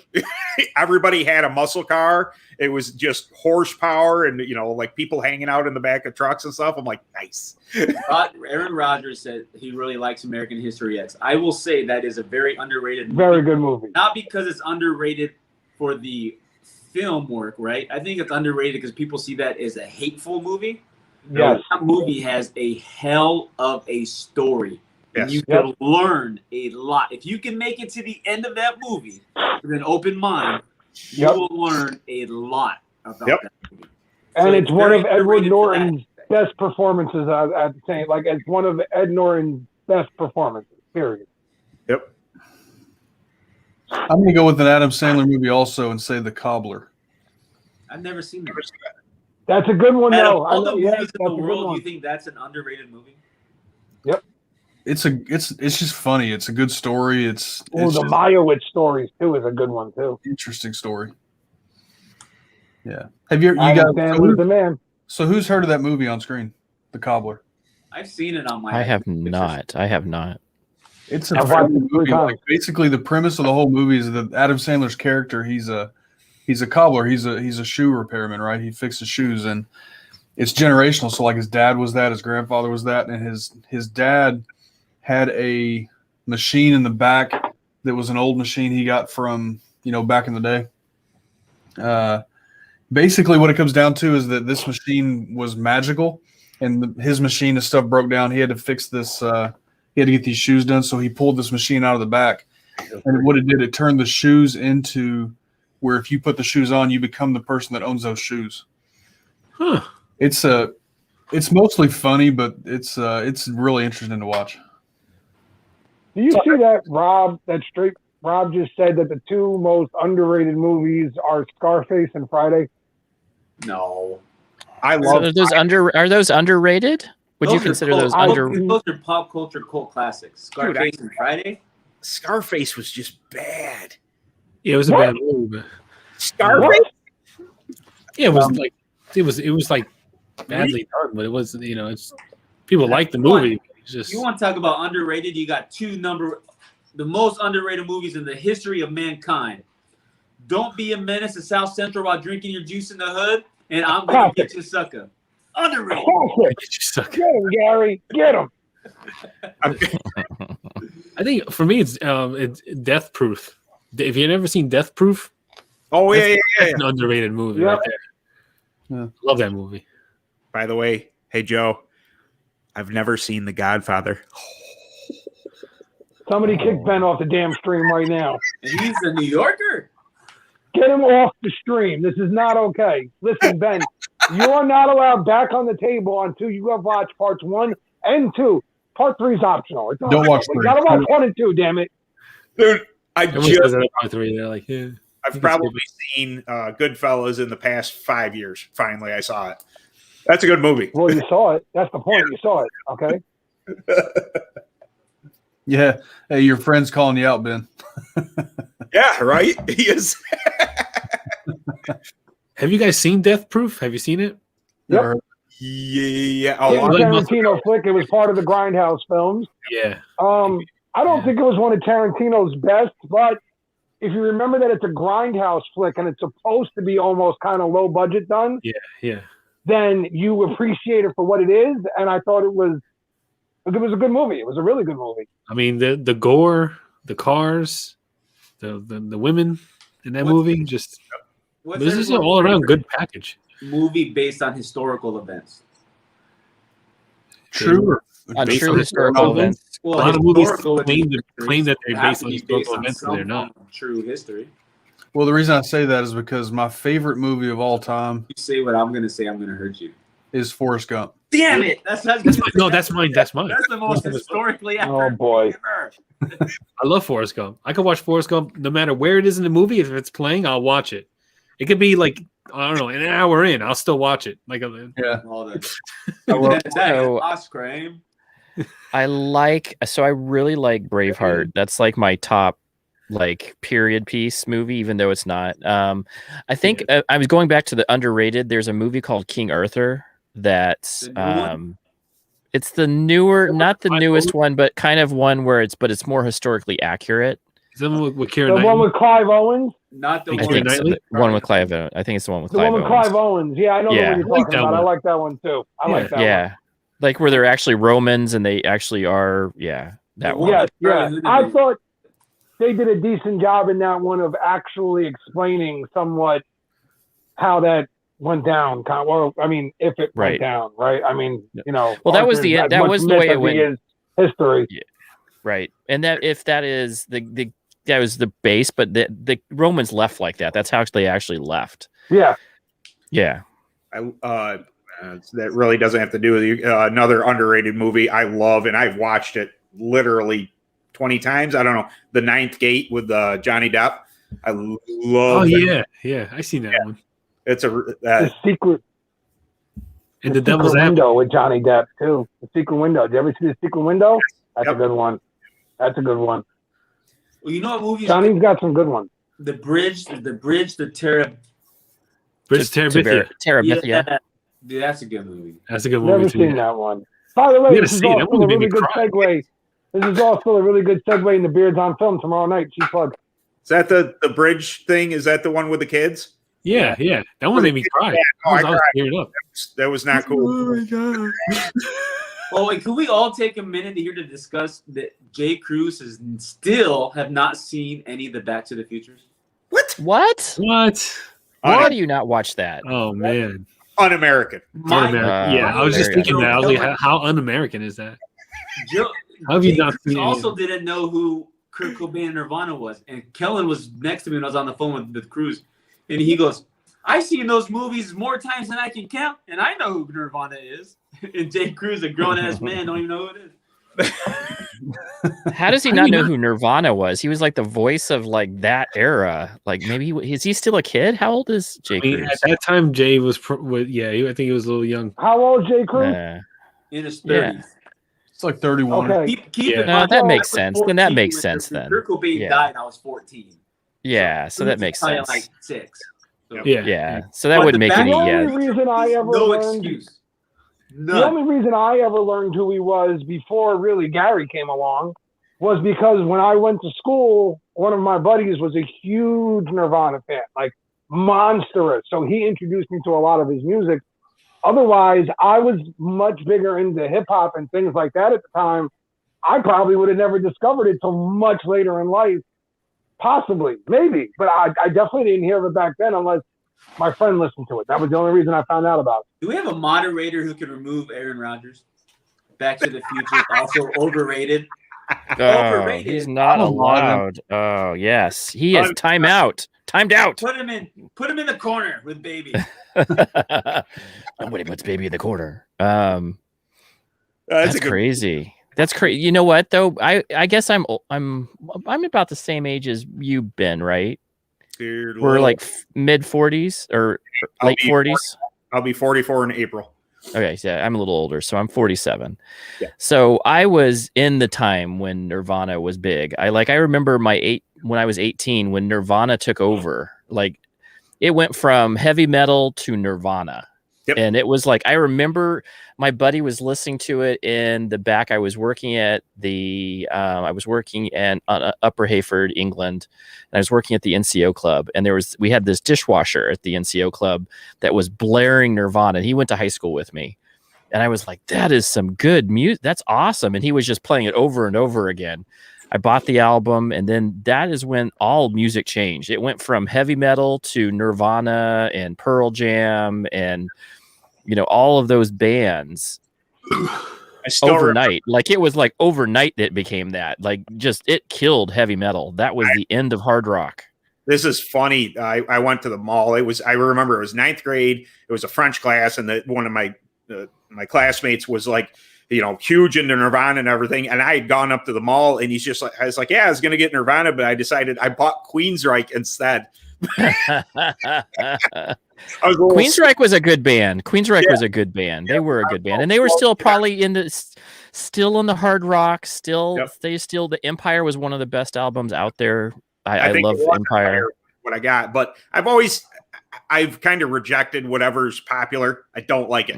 I instantly put up blockers. Like, nope.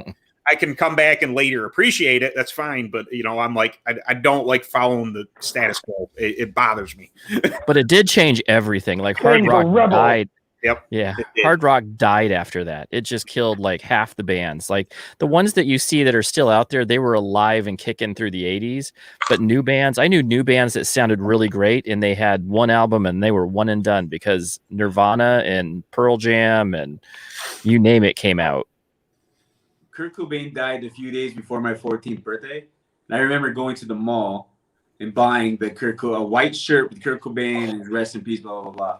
Dude, it was like somebody kidnapped my grandmother. I was devastated. It was such a sad times. And you got to remember, so I was 14, so this was 8th grade going on 9th grade.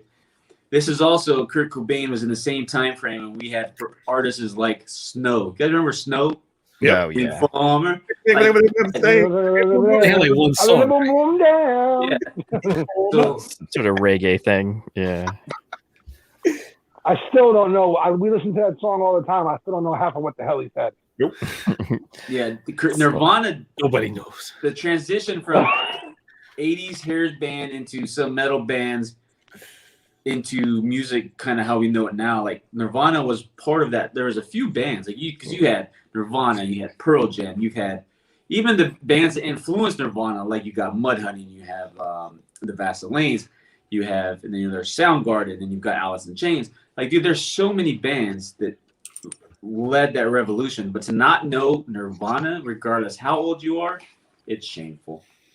Really? I agree. Rob, Jay that's what Cruz he should. said? He'll lick your boom boom down? That's what he said?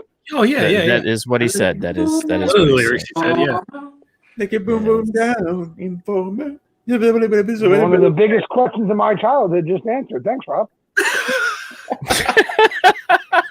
You know, you could Google the lyrics. Rob has Pretty sure the knowledge. lyrics are online. Not only is he a I'm new, sorry. By the time Google came along, I hadn't listened to Snow in about 20 friggin' years, Johnny. And nobody's ever brought him up. Man. okay. So I'm going to be honest. I bought the cassette tape with it. Remember when they sold just those singles? Yep. It Oh, was yeah. like Yep. that Yep. was. I was like, you know what? I really am just going to buy this one and this one because that really probably is the only song. Like I had been fooled by so many other where it's like, this is a great song, and then nothing on the rest of the album was like any good at all. Cassettes? You know what I used to do? I used to take blank cassettes. I used to record off the radio. That's how I got my music. That's the way to do it. Always record What off is the radio. happening? I don't know, Gary. I was trying to play Informer and I fudged it up. You can do that on YouTube. I have whole Yeah. mixed. You're not You can't do that on YouTube. So that was the thing. Would you remember when we were kids? You get those I had a double cassette. Yep. So I had and then I would go and get somebody's music and then copy it over, or I would try to do I had some cheap method where I was trying to use it from like one of those like old recorder types. You know, the ones that had they were black and they had like a box on the same unit. Yeah. And they had just like Oh, God. those old ones, and I would try to do Put Rogers something. in timeout again. I would record right off the radio. As soon as the song started, I'd hit record and like try not to get the commercial in. Oh, Yeah, my I was- God. I it was drove me quite hard. nuts. I would call the radio station request line to request a song, then I would sit there for hours waiting for that song to come on. Who remembers the music? Well, maybe this is only The me box. and Johnny. Remember the music box? The box, yeah, the box, yeah. Channel 96. It was the box during the day, and then at nighttime it was Playboy. Yeah. What? You can What? you can phone in and request Channel music 96 video. was called the music box, and you could call and request the video. So we get home from school, me and my buddies, and we'd each call and request a bunch of these friggin' movies, like a bunch of these music videos that we all wanted to hear. But then you put your request in, right? And now you had to sit there and wait. What about And wait. What about You didn't want to walk away FTV? because you were afraid it would play while you weren't there. It was terrible. I think the Headbangers- box was Canadian. Headbangers Ball and Oh. Alternative Nation? Ooh, Yeah. dude. Headbangers Ball was Go to excellent. bed, Devin. Yeah, Devin, go to bed. Yeah, yeah. Would you? Headbangers Ball was like that midnight, oh my goodness, it had all of the best, Oh, and it did the metal that was like nobody played, like Wasp and Anthrax. Like, And, what was it? What's that? It was a heavy metal music channel. What was it called? Oh man, Remember the cassettes and you stick the pencil in it and spin it? Yep. this is what a cassette is. This is the last cassette in production. This was for the Did I Guardians go of the back Galaxy. to- I One had of a the last Walkman. cassettes in production, still I had sealed. a Walkman before there was a cassette part to it. You know, when it was Yeah, just the a songs. portable Yep. radio, basically. oh, where are Like, those? Yes, Jamie, 120 minutes. That was that show. I remember those. So I remember their portable radio one. See, I bought a cheapy knockoff Walkman that lasted forever. It was awesome until I left it in the heat in Arizona. Damn it. It was like 6 years old and I left it in my dad's car. And then, but I remember those radios. That was like you could just go listen to radio all day through the Walkman. That was awesome. I had a couple of those actually. Gavin Remember when- mentions emergency breakthroughs. I've done that where you call the operator, like, I need to get through this line, but it's busy on the phone. Can you Yeah, They do that. I remember that. I think it was like 75 Yeah. cents for that shit. Yeah. I was talking to your Aunt Mary. Why are you calling? Mom, can I stay the night at Bob's house? So who here remembers the very first album they ever bought? I do remember it. Yeah, I do Ooh. too. Push I Button. bought- When you say Oh, yeah. album, are you referring to cassette tape? You referring to CD? Any. Vinyl? First Any, Album. the very first album you ever bought, whether it was cassette, 8-track, or whatever. That you your own bought or money. was bought for you? Mine was a CD. I bought that was the Metallica Black album. Oh, that's a great. You bought that? Oh, how old are you? I was in high school. I was in high school when that I album. remember. Okay, I remember now. Yeah. Legendary. I was I was 8. definitely middle school with that. When I was Okay, could that be- makes. And I'm talking the very first ever. Your parents bought it for you. when I was Oh no! Yeah. My grandmother bought me a boom box and every Beach Boys cassette tape that they had. I was, she's so fine, my 409. Like, dude, I was Dude. jamming the Beach Right. Boys. And then after Beach Boys was New Kids on the Block. Dude. I'm sorry. My Mine- kids- So Block, right? New Kids on the Block. I was 8. It was in the 80s. Oh, Mine was so what was yours? MC Hammer and then New Kids on the Block. Yeah. nice. There we go. New Kids on the Block. How Wow. did, that was like I'm not answering this. I'm going to answer with the first album I ever bought myself with my money Right. because I was a kid. You know, when I had my own sense and my own money and I bought something, it was Wu-Tang Clan Forever. Wu-Tang. Nice. Wu-Tang. Oh. What do you got? What do you got, Ben? Amazing album. I'll go. The one that my parents got me was Michael Jackson's Bad, and I listened the crap out of that. And then the one I bought with my own money was Aerosmith Pump. Oh, that's I a great remember- album. Yeah, That's a that great was, album. it was so good. So and the my one my first. parents bought for me, if you want to go that road, was Yeah. Boyz II Men. The original Yes. Boys Oh, yeah. II Men. Yep. Oh, Like, Boyz II Men was good. Boyz II Men. So how I don't know if you guys remember this. So the first one that my parents bought me was that Ghostbusters movie theme album. So it had Ghostbusters. Yep. So then the one that I actually purchased from the BX was Falco. You guys probably have no idea who that is. Rock Me Amadeus. Anytime yeah. you Rock me on me my on day. the- Amadeus. yeah. So I I like some of these in the chat. So Beer Talk with Kyle and Joe was Metallica, Black. yeah, I was. Yeah, it was my. Rob, AC/DC, Dirty Deeds Done Dirt Cheap. Roberto great. Joe, Cheap Trick. Cheap Trick. Jamie That's Johnson, What Megadeth. was the first concert you went to? that's a Oh, good the one. first concert I ever went to. That's easy. That's Wow. easy. Hot 97 Summer Jam. 1990-91 Face the Heat World Tour Scorpions. Oh, that was a good album. So, That was a good. That was a good tour. 2002. love That was a good Scorpions. tour. And Yeah, King's Scorpions X are- go for 'em. Mine was 2002 Summer Jam. And I watched Yes. And as women were just undressing in the middle of the stands because Eminem was there. There were Oh, women wow. just throwing their shirts at the stage for him. Jeez, It was that's interesting. crazy. people is forget interesting. about Tesla. Signs everywhere. the sun. I love Tesla. Tesla's a great band. my first concert was Hootie and the Blowfish. Oh, Hootie and the Blowfish. I That's only good. want to be with you. Was it? I didn't get to Clapton. do much as a kid. But when my wife and I were together, the first thing we ever got to go to was the original Lollapalooza with Korn, Snoop Dogg, and Tool. Oh, It that's awesome. was awesome. First, that's the back home called Edge Fest because the radio station was the Edge. I went to the first one, dude. They had Linkin Park. Shit, I can't remember who else. But I saw Linkin Park before they were like Linkin Park. Like it was Right. awesome. Oh, that's awesome. I saw Def Leppard. The drummer from the Leopards only got one arm. He sings Yeah. that song. Blood. Was he really? I didn't know that. He did. Yeah, he got in a car accident. There's a movie about Def Leppard. Watch it. We haven't on Netflix. We haven't watched it yet. Oh. We need big Def Leppard fan. I love Def Leppard. I still could listen to. I thought that was my jam for women. That was my romance music. When I threw in some Did Def any- Leppard tunes, that was my jam. Oh my That God. was- I don't know why, but practice saying that was my jam. Just I don't know why that made me laugh. I would put that on, and that was my mood music. Hey, we're I don't know why. The that- best This concert is it. I went to. The best performance concert. Love bites. I don't know why Love that did it to me, bleeds. but No, seriously, what concert was the best? Best performer was the very best concert you'd ever been to. Not the first, but the best. in a little, I'm gonna back up what Ben said about Korn being awesome. In a little shithole club in New York with about, I don't know, maybe 100 to 200 people in there. Jonathan Davis and Korn hit the stage. It blacked out. The light soloed on him. He screamed, "Go!" All hell broke loose, and it was the most amazing thing I'd ever been a part of at that point in my life.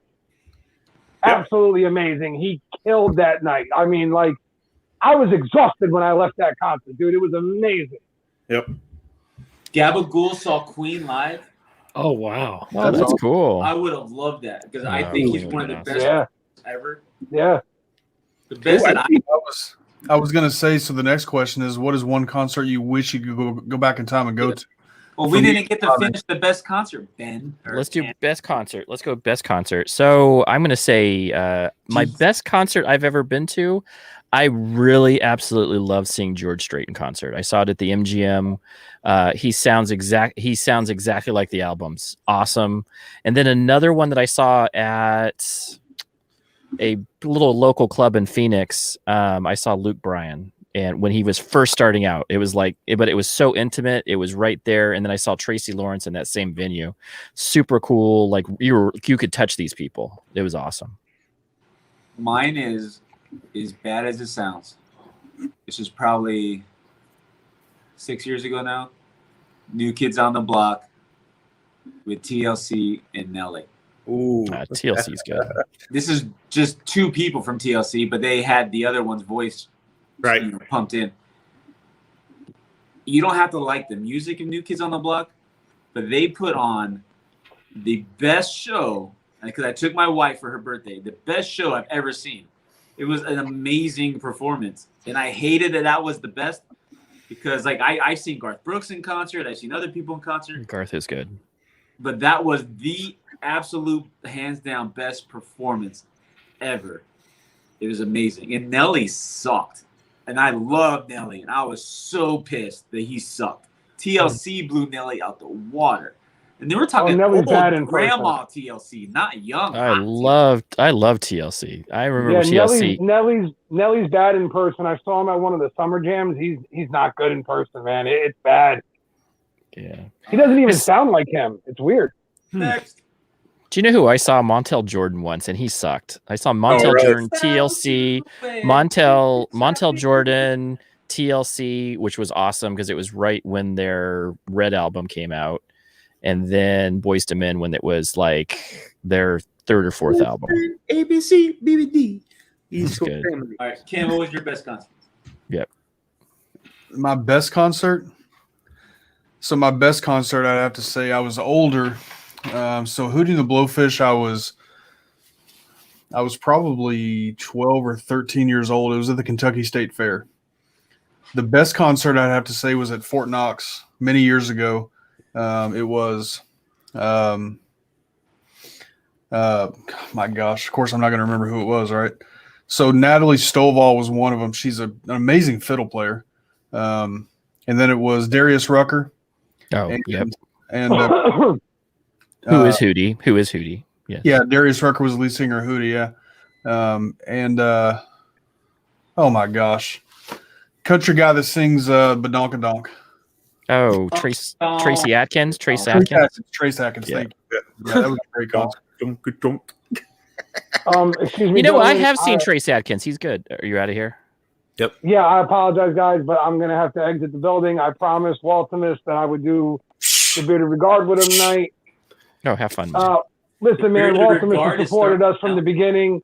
I have to go support the man. Have to. Right. They've been amazing. So, got to go give those guys some love. Gentlemen, you know I love each and every one of you friggin' nut jobs on the screen, even Gary. You guys have a good night, all right? See you, Jerry. Good night, Joe. Waltimus show is starting now, this late. Yeah, they're I think they're West Coast, I think. Oh, shit. Yeah, and I think they're trying not to compete with everybody either. I Right. think they're trying to be a little bit less competitive because it is a hard time. It is a hard time. That is some really good. Trace Atkins, I saw him in concert. He is actually really good, and he has that deep bass voice that is just excellent. Yeah, I'm a big. So me and my wife. So after we've seen everybody who's out on tour, we saw everybody who was on tour. I think the best concerts that we saw, we really like. Hey, Gary, who's that young kid that's out of Phoenix? The one where all the bars we were talking, yeah. Whiskey Row.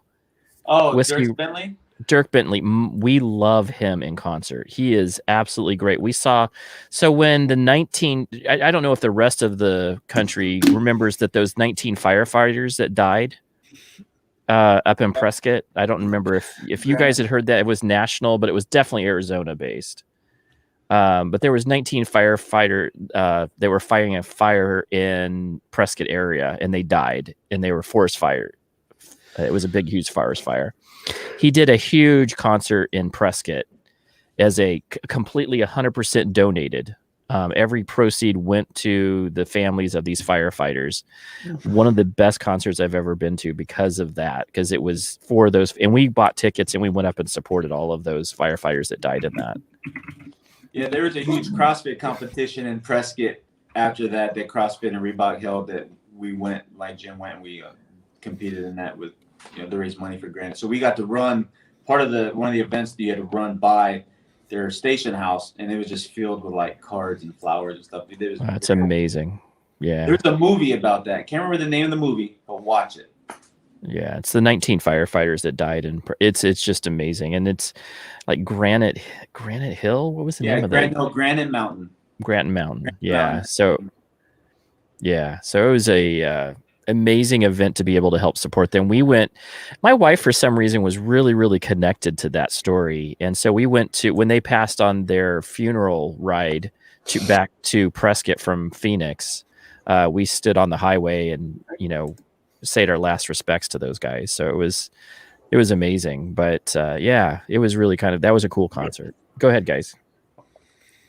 I took over their concert taking. What did I haven't heard Johnny talk about too. What was your concert? Well, I've only been to 2 concerts. So the first concert I went to was at a Funk Master Flex, the DJ.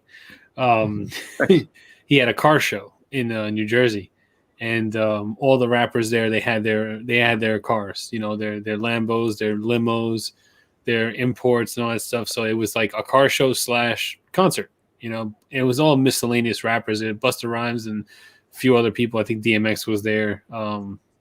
But you couldn't get anywhere near the stage to see anybody because there were so many people there. Because it wasn't like an organized concert in the venue. It was just like everybody just rushed over there. And then the only other concert I went to was that band Fun. Oh, I love Fun. I saw them, and previously known as the Four-Man. Yeah. So I saw, which was a great, and I know like all the lyrics to both albums. Lead singer Nate is from Arizona. And cool. And their warm up band was Tegan and Sarah. And I love Tegan and Sarah. I was walking with the goat. Oh, yeah. Yes. There's one of those like your hidden playlist kind of music. Like but no, I genuinely like both those bands, and went to see them, and that was it. That's it. As far as my concert experiences, and that's it. Only went to 2. I wasn't allowed out a lot. So who's a good concert to see during the holidays time is TSO, the Trans-Siberian Orchestra. You've not gone to their shows.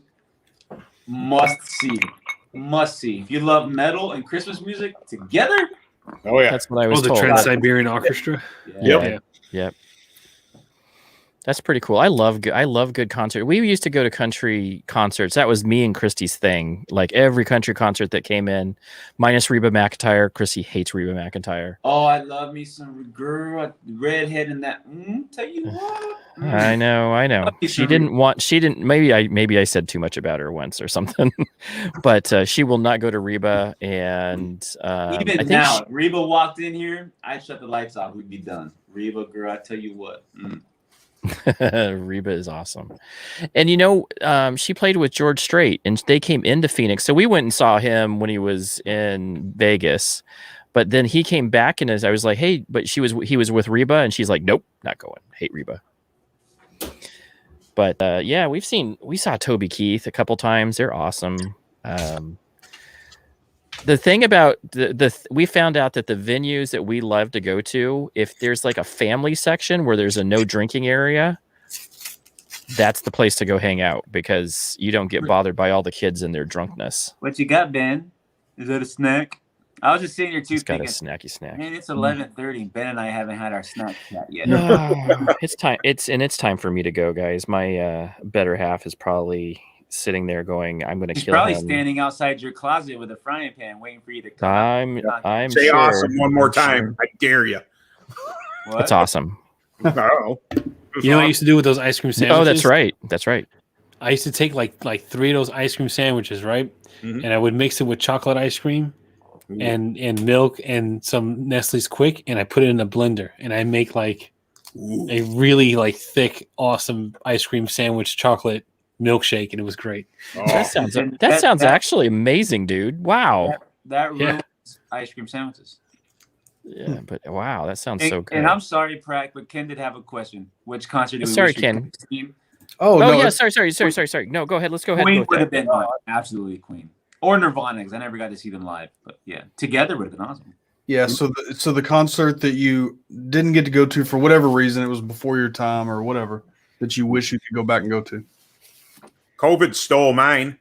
My bucket list band, my favorite band of all time, is called Faith No More. Mike Patton. Anybody Oh, know? Faith No No More. doubt. Yep. It was Faith No More, Korn, going to be at Darien Lake, which is like an hour from me. Had tickets, set to go. It was in September. Gone. Yeah. Yeah, Oh, been a fan of Woodstock. them since '89 is when the real thing came out, and I really got into them in '92. So yeah, I've been a fan for a while, and I was finally going to get to see them, and nope. So my concert that I wish I would have gone to, I have a couple, but one specific is AC/DC when they came out with Razor's Edge. I really wanted to go to that concert. They had like when they did Money Talks, it would like come from this. The money came from like AC/DC money came from the ceiling and showered all the fans and Oh wow! and I had to hear about that from all my friends. Yeah, and then another one that I missed out on that I Metallica Justice for All tour. Mm. So prior to your guys' time, a little What about bit. you, Ken? There's two for me. I would love to be able to go back and go to Live Aid '85. Yes. Yeah. Queen, that would be freaking epic. And then Why was I thinking that right when I'm thinking that? Hey, and Ben's like, and the second one would be and obviously to go to this concert I'd have to be in prison, but would be Johnny Cash in Folsom Prison. yeah. Ooh, wow. Oh yeah, That'd have been awesome. Johnny Cash is awesome. Have you guys ever heard some of his like weird, like his spoken word stuff? That's like, man, you know, I have probably heard everything Johnny Cash ever put out. man, Johnny Cash is good. Johnny Cash is good. I wasn't that big into him until I hit a friend of mine who was like, his lyrics, it's the lyrics that you listen to more than you are listening to just the, Johnny Cash. Right. I mean, I was like, oh, the lyrics are like, yeah, he's like talking some serious craziness, like serious life. And I'm like, wow. I may have the name wrong, but I think when Johnny Cash performed in Folsom, was it Merle Haggard that was in the prison? Or there was Oh yeah, I remember some story. I don't know who it is. there was somebody in prison who ended up becoming a music star because he was in there and that. Was it Merle? Yeah. So after that concert, after Merrill got out of prison, him and Johnny Cash actually, that's where they got to know each other. And Yeah. So I'm right. It was Merle Haggard. And became the Outlaws. yeah, That was a good. The Outlaws were so good. Oh, that was the best. I think that's some of the best country music right there. What about Johnny? Waylon. Go see Johnny. Yeah, Johnny. He's What? been to 2. I've He only said been his- to 2 concerts. No. Yeah. That's it. Who would you, if you could go see any? Oh yeah, concert, yeah. Who would you have gone back and seen? Who would you love to be able to see? Yep. That's good. We have to be that Live Aid because I've watched that so many times on YouTube, Yeah. and I saw the movie and all that stuff, and like, yeah, that would have been. they killed it with that movie with how Yeah. close they got to. I mean, it was almost dead on perfect exact. Yeah, I seen the videos where they do the comparison, Yeah. and all that. Yeah, it would have to be that one. And that guy, because Mr. Robot, that guy played Mr. Robot too, right? The guy who played Yes. Queen. And he did such. I haven't seen the movie. I'll be honest with you. I haven't seen the movie, but he's a great actor. I've seen the snippets from him, and I'm just like, he's a dead ringer. The guy who played Johnny Cash in that one movie, Joaquin Phoenix. Joaquin Phoenix. Yeah. Joaquin, that dude played Cash like nobody's. That is an excellent portrayal of Johnny Cash. I thought you couldn't almost tell that he wasn't. Like if you know, unless you knew that what Johnny Cash, but to me it was like, wow, he is straight on. So yeah, I mean, I've got a view on that, and this is in no means to disrespect Jandy at all. No worries. I've every time I've seen a movie about Johnny and June, I've hated the person that's played Johnny Cash. Oh, I don't hate the person, but I just don't think that. But you know, you're intimate with Johnny Cash, though. You've listened to him. All right, so we know Gabagool Right. old because he attended a Queen concert in 1982. Oh, I kind of have an idea. Who number one? Kind of have an idea who Gabagool is, but I won't say. That narrows it down. do you think it's Joe? No. No, No. I didn't name No. this guy, but I would have to go back to see Richie Valens No, Richie at Valens. the winter tour before they died. That would have been a great one to see. But yeah, I would have to. That would definitely be not really a concert, but just an act I would like to see. Yeah, or Nirvana. How about Nirvana? Oh yeah, Nirvana was in there. Nirvana and Queen were my two, but as you guys are talking, I'm thinking, you know what? And I'm Valens looking is at the good. Valens sticker. Yeah, Valens would definitely have been. For sure. Or Presley, maybe Elvis Presley when he first came. Man, I wasn't a big Elvis guy. Yeah, I like Elvis. My I like the spur daughter Beatles was, too. so that kind of ruined it for me. Oh yeah. Ben, what about Oh. you? Oh, I'm sorry. What about Ben? Yeah, go Ben. for what? For your Concert, if you could see anybody, was it Faithful No More still? Yeah, it's Faith. Yeah. No More. My The one who got robbed, he got robbed. I got robbed of it. Faith No More was such a freaking good band, and they are still a band. But Rap when they rock, first came yeah, out, they still exist. So yeah, Yeah. they invented rap rock before anybody had thought about it. that's exactly it. I remember when they first came out, I was just like, "This is Wait. freaking awesome!" Was Faith No More before Aerosmith and Run DMC? Oh yeah, Oh yeah, no, they were not. No, Faith No More was later. So Run Because DMC, Aerosmith and Run DMC walk this way. That's technically the rap. modern iteration of Right. your I'll Limp give- Bizkits, stuff like that. You I'll know, give you a pass. Yeah. You can't hate on Run. Come on. no, not at all. I think Run was so Aerosmith was like the backtrack for Walk J. This Cruz Way, did it. right?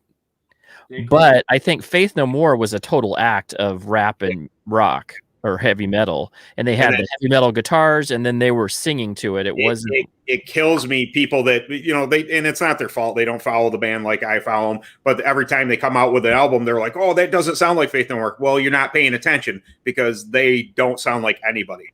They have never sounded like anybody. Right. They're a great band. They are J. absolutely. Cruz has the concert of the lifetime. Anyone would have loved to see that concert. Selena.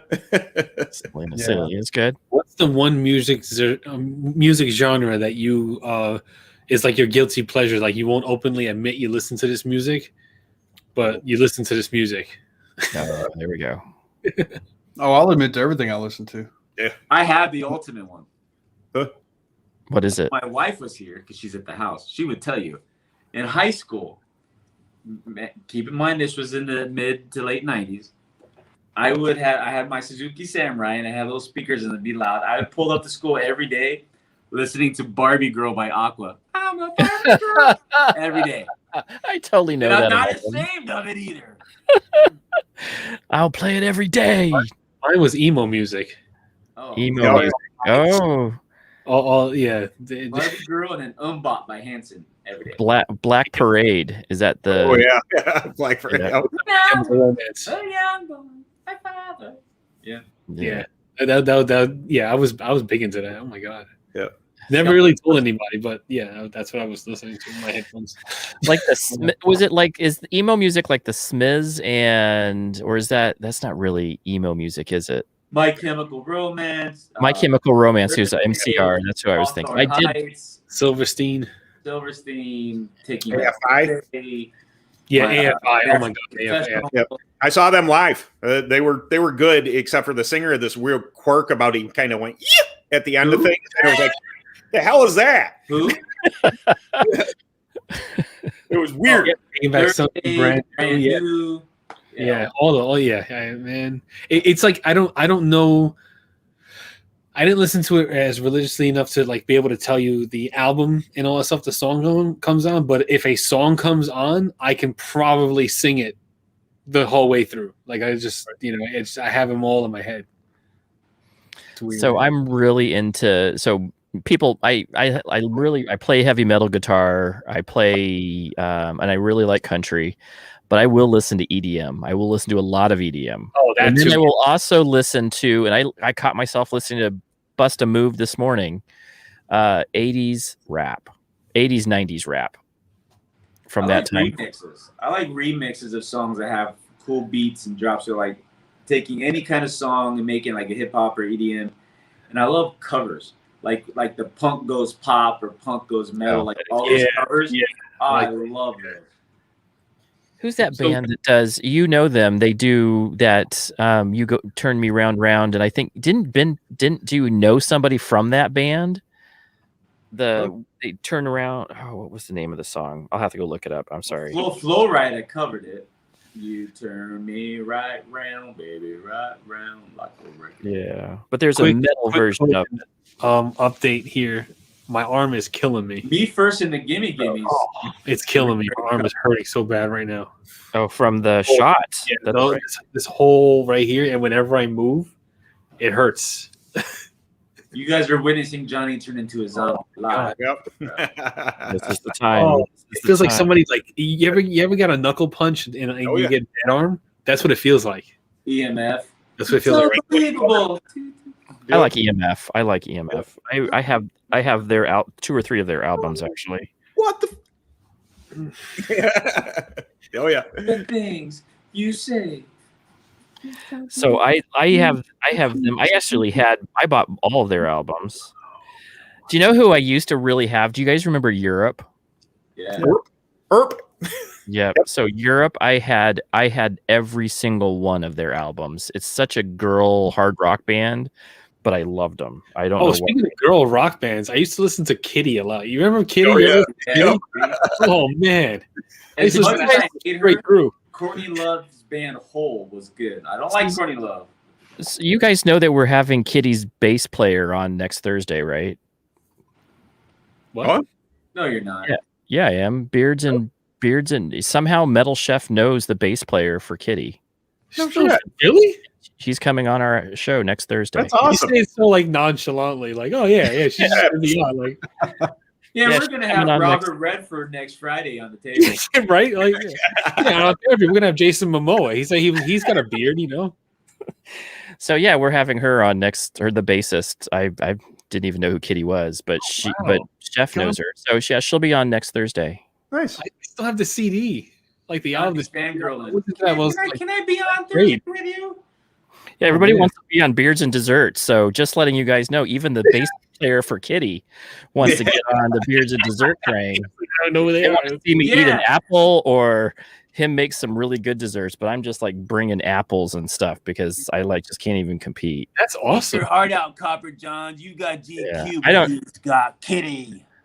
Yeah, we have Kitty, but it's so crazy. I was like, I've never heard of them, and funny that I was like, okay, it's some sort of. My sister knows people, so I'm just never like, oh, a rock star, great. And then people were like, yeah, Kitty's like really good. I'm like, Yeah. That's awesome. Great. He's music on the show. comes in. Yay.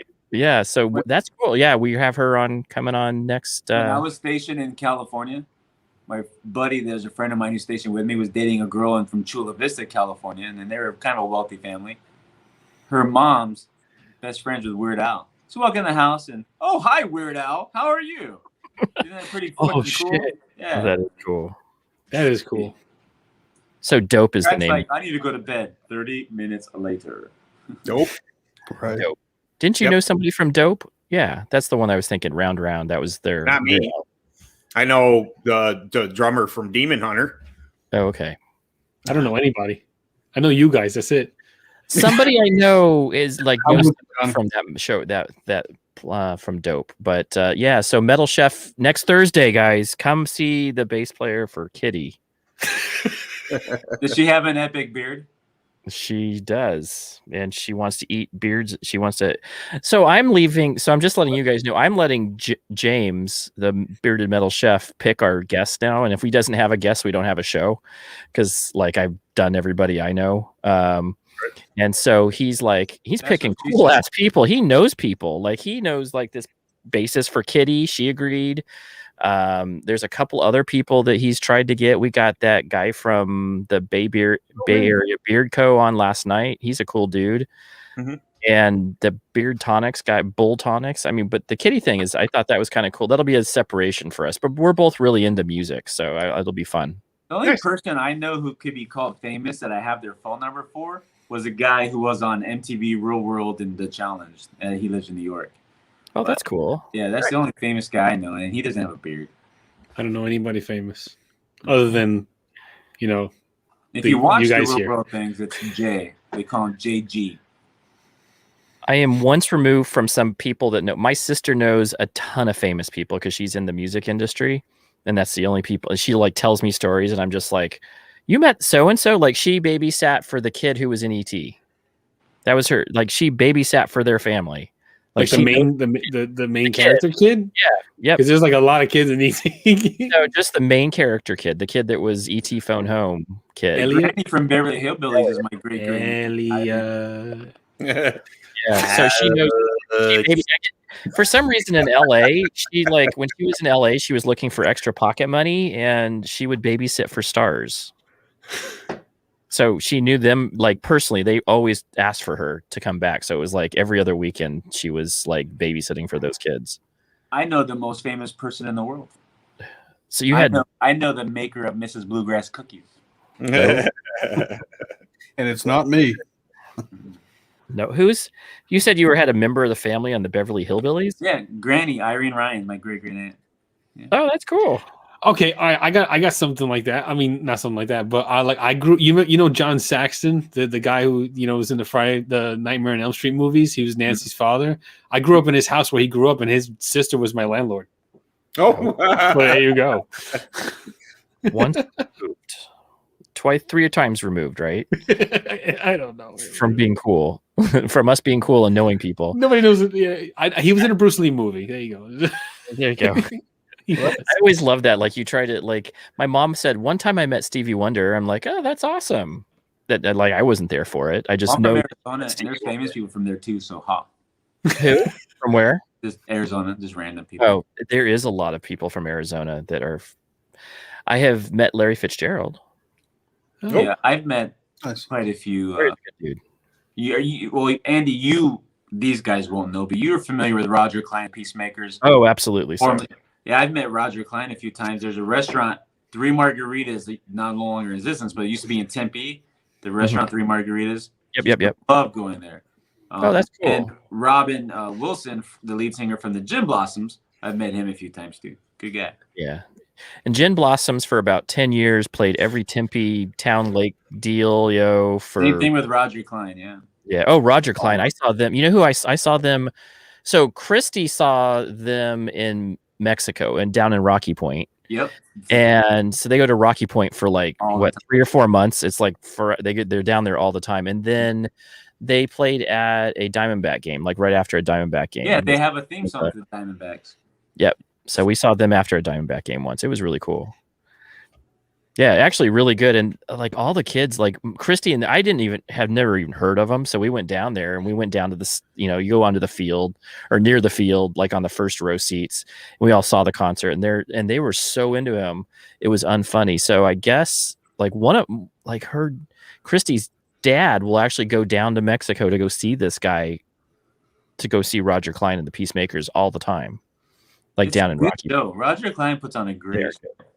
Yeah, they're really good. They're talented, very talented guys. And if you have a flask of tequila and you're in the front row, he'll take a drink from it. It's a good He thing. loves tequila. They have their own tequila, actually. They do. Roger They do. Klein has his own tequila. Yeah. Yep.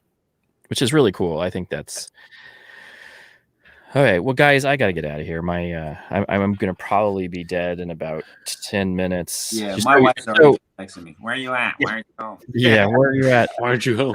Yeah. So Johnny, are you doing videos on your experience with the? Yeah, I'm actually gonna film before I go to bed because it kind of hurts. It really does. Like, Well, I think it's important to see what. I think everybody should see that, so that people Wanna can see the say, "Hey, case it's not zombie. scary." If he does become a zombie, you'll know because then we'll see him live. Well, I was think that- a zombie? But Maybe it'll be kind of like District 9, where he turns into. Yeah. no, it's like it's very achy, and like I feel like someone punched me really hard in the shoulder. Are they requiring you to do that, Ken? Since you are where you work? No. No. We got to choose, and I chose no. Same here. They gave us an option. They highly right. encourage you to get it, and I highly encourage them to stop asking me. Oh, that's right. You're an anti-vax, though, right? Do you, Yeah, and this is the thing. I don't even get the flu shot, so I'm not like, oh, COVID's fake. It ain't like that. It's just I ain't doing it. Yeah, we're not anti-vax. I don't know. I want to see what happens. Government's not implanting no microchips. Let's see if I Am Legend is going to happen. Yeah. I took a good look at the shot, looking for a chip. There ain't no chip in there. Yeah, not that you can see it. They're small. Microchip, and you can't see microchips. That's why it's called micro. It's a nano chip. Nanochip. All right, guys, I'm out of here. Nano. Thanks everybody for joining in. We totally appreciate it. I mean, what a crazy! I had You didn't ask me what reviews I got coming up, but thanks, Annie. what reviews. What? So, Gary, I'm trying to get out of here so we don't get them killed, man. what do you have sent? So, I'm going to say, what is coming up for Gary? I know you have a scent of the month. What is that? And No, what so is? tomorrow I'm dropping my review video for Johnny Groom soap. It's a very highly sought after review video. Just you wait. Just you wait. That's all I'm saying. Just you wait. I'm going to take over the world with my soap. And then and then on Sunday we're having a special release with Barbado Joe. We're gonna go live and we're gonna release Vintage 2. Yeah, The Vintage Journey. Vintage to the journey. the journey of Vintage 2. Right? Yeah. No, I know you got to go, Andy. So I'll quit bullshit. No. Keep going. I love it. Yeah, I so got a few minutes. I'll go. So Monday night, this Monday night at 7:00 Eastern, right? Yes, sir. Ken Bluegrass, the guy right there. He's over 1,000 now. Celebrating 1,000 subscribers. There's gonna be fun, food, prizes, carnival, circus, cows, everything. Wow. We're my giving God. away CBD products. We're giving away cookies. No, I don't really know if we're giving away cookies. We're giving away probably the bump box. We're giving away an autographed pair of Ken's boxer shorts. Join it. Sunday. Monday. Say that again. Monday. Oh, I'm sorry. Monday on Ken Bluegrass Bearded's channel. Ladies and gentlemen, boys and girls, children of all ages, we're joining with Bluegrass Bearded on Monday. So again, Ken, that is an amazing feat. You did it in a year. Very cool. And so people should be celebrating. He's put in so much freaking hard work. And I know how your much hard work anniversary on this is. YouTube's. Yep. And he's gotten 1,000. And to be able to get to that achievement, I'm at 2 years and 300. I think me and Ben here Jerk. like by like 5. We can get you to 1,000 in a week. I just got to call the Russians and we'll get you. Yeah. If Hey, I call him. I need it. I need some extra. Don't give the Russians credit for my hard work. And then Tuesday night on the CMU, we are releasing our Son of the Month with the one, the only Vice President of Operations of Goya, J. Cruz. You guys want to see what's releasing? doesn't know anything about Back to the Future or Nirvana. Yeah. Here's what's releasing on Tuesday. Yep, that jar of white stuff.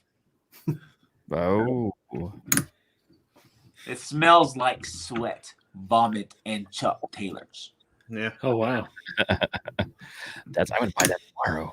Oh, and then next week we will see the first updated reintroduction, back in the game, hotter than ever, fire with desire. No slacker packer. Rob Acker's coming back to the review game because we voted it in on the council.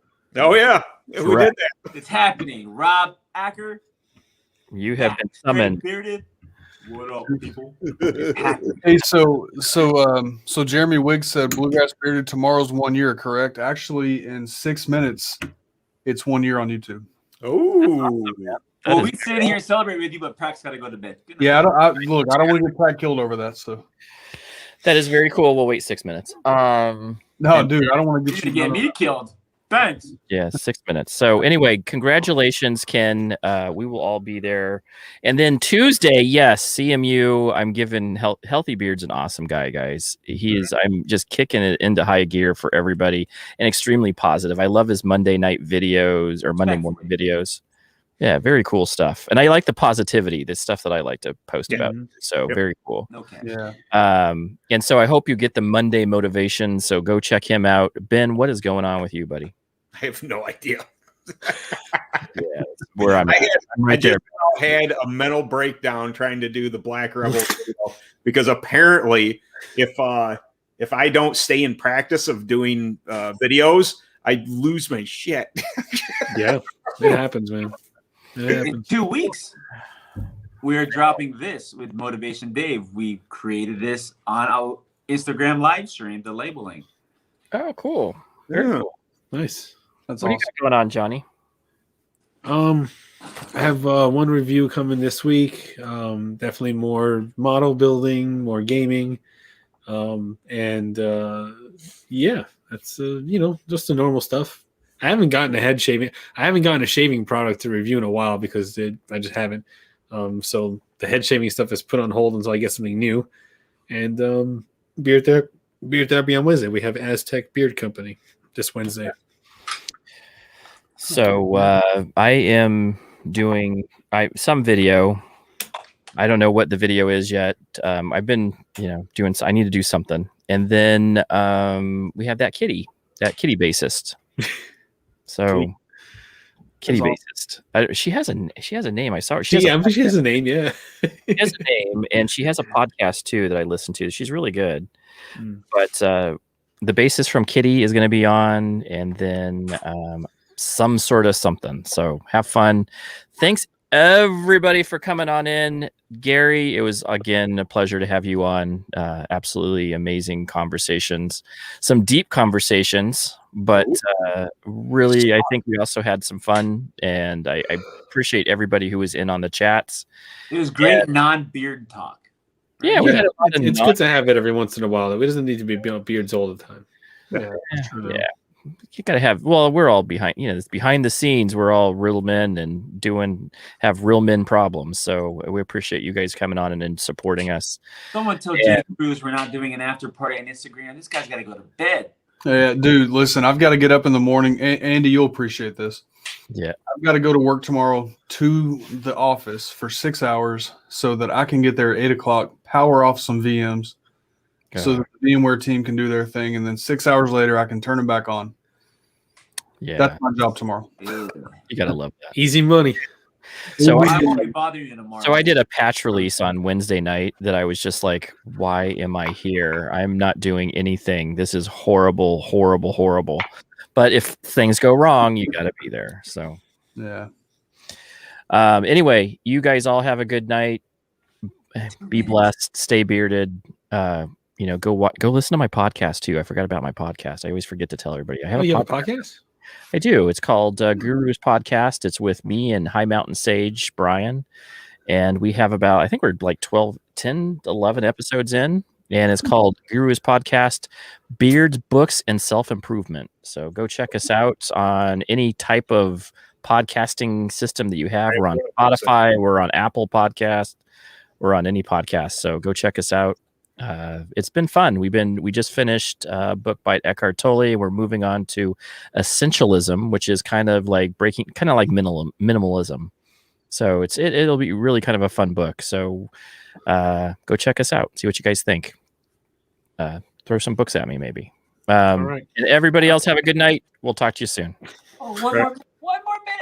Oh, go. What do you got? Oh, we're gonna wait one more minute. We do got one more minute. Oh, we don't have to. Yeah, You hush your blue. Oh yeah, it's still like till midnight. He isn't it? thought that we were leaving, but I just Oh, good choice. I mean, Gonna wait Andy's not going to get beat anymore for an extra minute. Like it's just going to be the same amount of beatings. yeah, it's Every minute's a couple more lashes. Right. It is cool though. So it was on the reviewers table on Andy's channel that when I hit the 1,000 too. oh yeah. So we got. That's why we got to make it special. Reviewers table is always a very good highlight for people's. I went to 300 on mine. So did Ben. Yep. And then I have happily passed Ben. Hold on. We got 8, 7, 6, 5, 4, 3, 2, 1. It's a year. 1 year.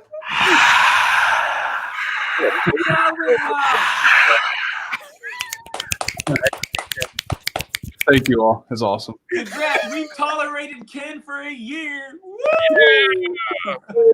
Break. You did that to get the cookies. I know how this works. Exactly. Just gonna say, Hey, I all just roads. know that we were actually just watching to get some cookies. Right. Thank you, everybody. I appreciate it. I really do. Big congratulations, man. 1 year down, 83 to go. That's right. Yeah, 83 to go. I wonder what beard products will look like in 80. Let's not go down that road because we'll get Andy in trouble. Yeah. We'll Andy's discuss got to go to that. bed. We've been 3 hours now. Yeah, I gotta get some. Yeah, it has been 3 I would hours. say 10. I would say 10 years from now, what would beard products look like? Yeah, yeah. Gillette razors. Yeah. Maybe Oh, a beard. Ben, it's at midnight. Ben This is- brings out his wiener. This is the question: Is will the trend of beards be still a beard trend where people are doing it? Because there's like at one point where beards were everywhere, and then people decided to shave them. So does that go away, and there's just like old men who have beards and bikers again? We'll see. I'll still have. That's all. Will I know. YouTube even be in existence in 10 years? We have no idea. There's a good chance that there's some other platforms that are probably going to come out soon. YouTube. Oh, I just got the warning. I just got the go tell your grandpa I'm going to kill him. Okay, Okay. we're out of here. We're out of here. All We'll right. see you guys later. I just heard the people. They're coming. All They're right. coming. Later. We'll see you later.